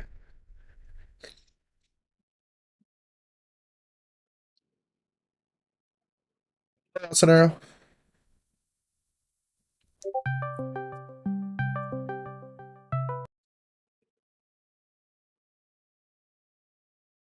Stop it. You can you can stop the scenario now. Okay. You have about 2% accuracy on that. It's very hard, very overwhelming, right? Like Yeah. you could say you're trailing, you could say you're shaky, you could say you flick too much on that blink. There's just a lot going on. It's way too Yeah, there's hard like for a you. billion things wrong. Yeah, it's just way too hard of a scenario for you. So that's why we Yeah. kind of. But then if we go to like some super easy slow tracking scenario and you're just on the target the whole time, like that Smoothness Trainer 60 wasn't really showing the issues you were showing in control in centering one and control sphere and stuff, right? Like you Yeah. almost looked like you were doing fine, like your technique looked pretty good in that scenario because it was so easy. So you got to kind of find a balance between that. Same thing goes for flicking, except instead of scenarios, it's more your pacing. Right now, you're pacing yourself almost like a cartoon sphere. Don't go, a lot of people will go too far and go all the way to the Smoothest Trainer 60. Try and like go to like the centering one of flick pacing, right? Like you're still shaking, but it's not so bad that you're just doing it terribly. And that's a personal balance of what exactly feels right when you're able to comprehend your issues. And it's also just something you'll, over time, playing aim trainers, pick up on and get better with, right? Yeah. Just Plus, like, I've only been like Valorant's like my first like FPS. yeah, Like I have like about like 200 hours in CS:GO, and it's all yeah, surfing. Like not a single like second of comp. Um, but like aim trainers, I've only been doing this for like 2, 3 months. yeah, So it's no worries. it's It's like honestly, brand new. So I just yeah, want to do it as efficiently as possible yeah, in a no sense. worries, no worries. Yeah, this will help you. So, what I'm gonna do, I'm gonna make you, how long do you aim train in a day? Um, hour about 30 in the morning, 30 at night. Alright, 30 morning, 30 night. I'll figure out exactly how I'd break it up. I might do like 3 30-minute playlists you cycle through, or 3 10-minute ones that you do every session. I might do 3 10-minute ones so we can keep the training diverse and stuff, Yeah. just so that you can stay more focused. And it'll have a lot of the scenarios we went over in this session and similar scenarios, and I'll give you short descriptions on how to play through those. But just primarily focus on being smoother in your tracking, smoother in your dynamic, and eliminating the shakes in your flicks. Okay. And then once you start to feel good with all those things, if you ever want to come back, feel free to, and we can look at like how your issues developed, what your new issues are, and all that stuff. And one last pretty important thing is it seems like your mouse pad is pretty big and you only use the bottom left-hand corner of it. Yeah. Is that because your keyboard size? Oh no, I'm on a 60%. So in that case, I don't know. You might feel more comfortable repositioning so that you can use more of your mouse pad. I don't know. Like you ran off your mouse pad once or twice during the session. If that helps, Over like, here-ish. and like slide your chair so it still feels natural. If you want, you could just play around with your setup a bit. It just seems like you have way more space than you're using. So just play around with that if you want. And yeah, do you have any questions left? Because if you got anything, I'll answer it. Other than that, I got nothing left for you. I know you've been more than helpful. Thank you. All right, sweet. Perfect. And let's see. If you got any questions that come up, just DM them to me and we'll be in touch. That sounds good. All right, sweet. Bye. I see. Chat. Cool. Uh, I'm not talking about parents. Aim training dog people are more gifted than certain other. Nice. This is a whole. I'm not. Uh, can anyone become GM in Kovacs? Yeah. Yeah. As long as you got a hand, it works. Eyes that work, and no major disabilities, I'd say you can get pretty far. I think if hypothetically there is a lot of genetic component in AIM, which really is hard to prove, there's not a lot of studies on genetics and AIM training, and even genetics and motor skills. So if there is a lot of data, so we have no real data on that. People make a lot of assumptions, but it's really hard to say exactly what the truth is regarding genetics and AIM. So even if there are, I would estimate that just about anyone can make it to the top 1% to like top tier, better than almost all the Valorant pros out there. Very good with enough time spent training. You might have to start young, but it's very hard to say. Like, I don't think it's a coincidence that, like, I don't think it's genetic that Shroud is so good when he started at such a young age and played for so long. Like, I think it's just because he has so many practice hours. Like, it's not like genetic that Bolo started gaming at the age of 4. There's no like PC at the age of 4 gene. I think the nurture aspect people underestimate. They aim train for like a year and expect to be as good as people who've been playing for 10 years. And then there's like also the other motor activities, like different people do different things with their life and like acquire different levels of motor skills and other activities, and that'll get you to a different level when you start out. Like if you're very good at what's something similar to moving a mouse, let's say you're very good at aiming on console, you'll be probably a lot better than someone who's never played any games when you start out. Let's say you're very good at playing a guitar or doing something that requires a lot of fine, precise finger movements, operating some piece of machinery that has a joystick. Like that'd probably get you much better. yeah, you're. I think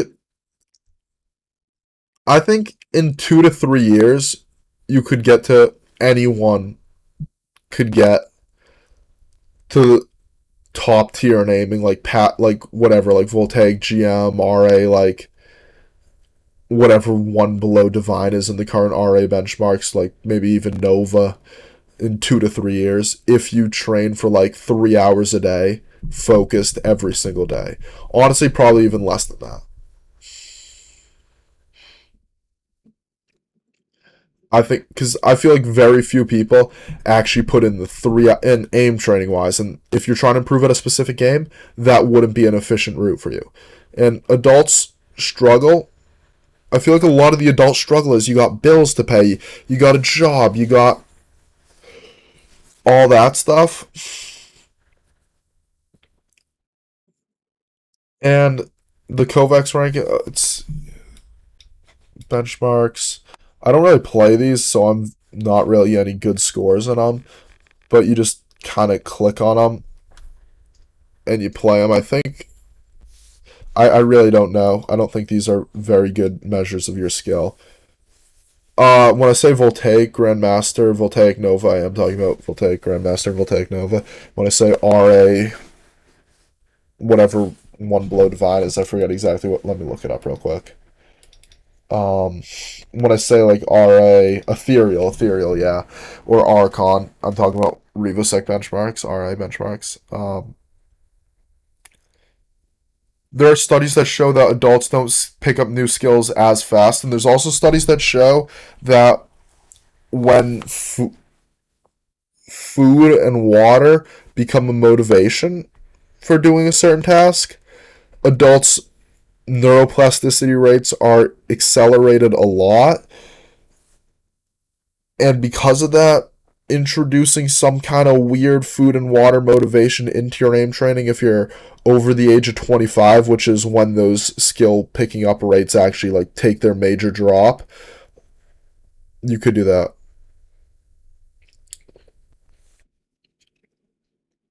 Why didn't you tell the guy you were coaching about smooth aiming? We literally spent like 40 minutes on smoothness. What do you mean? Basically, a whole session was about smoothness. I'm sorry for repeating the question and task like kind of close fast strafes. How do you improve? Kind of close fast strafes. That's the CFSI, but a bit longer range.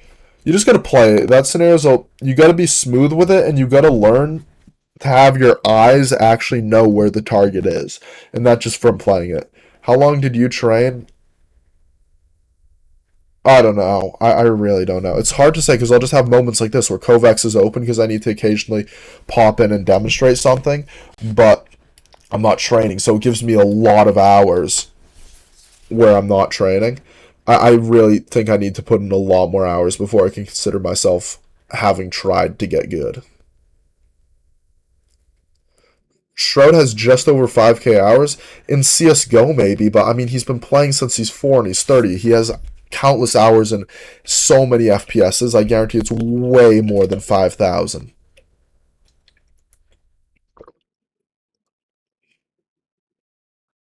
There's no way Shred has a lifetime of 5,000 hours.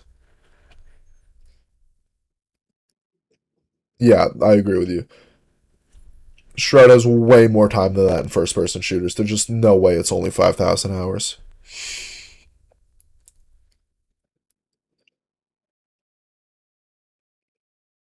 Let's do the math out. Let's say he plays Cal. Let's say throughout his lifetime, he played on average 4 hours a day. Nowadays, he's playing like 8 to 12 hours a day, right? So it's very reasonable. When he was in school, he would probably get home and immediately start playing, right? So honestly, even yeah, 4 hours a day, very conservative estimate, because this gives him time to play other games, all that stuff.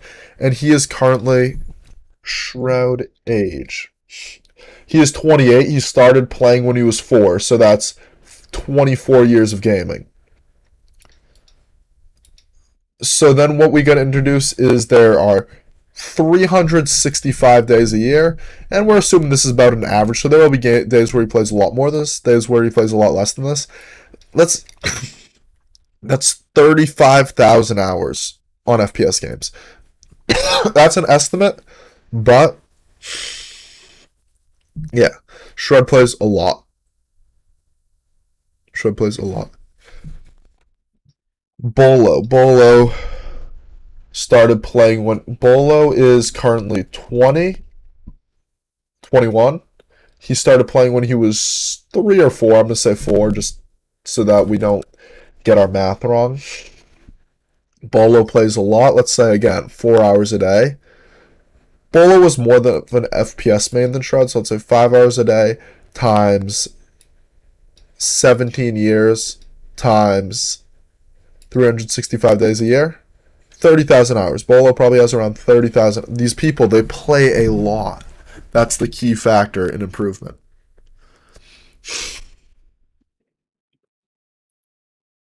I'm gonna call off. I'm gonna end the stream now. This is very entertaining to me. Don't get me wrong. Bolo started playing when he was 12. I think. Maybe CS when he was 12, but I swear he picked up his first mouse at 4. When did Bolo start gaming?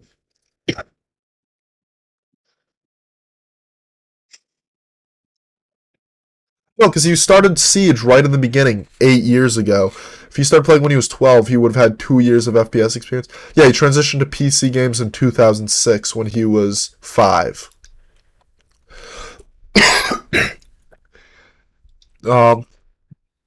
Okay, maybe Wars to be.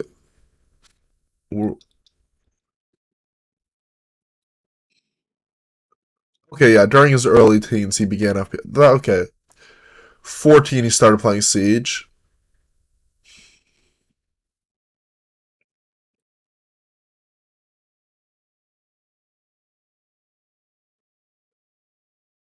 That seems about right, yeah.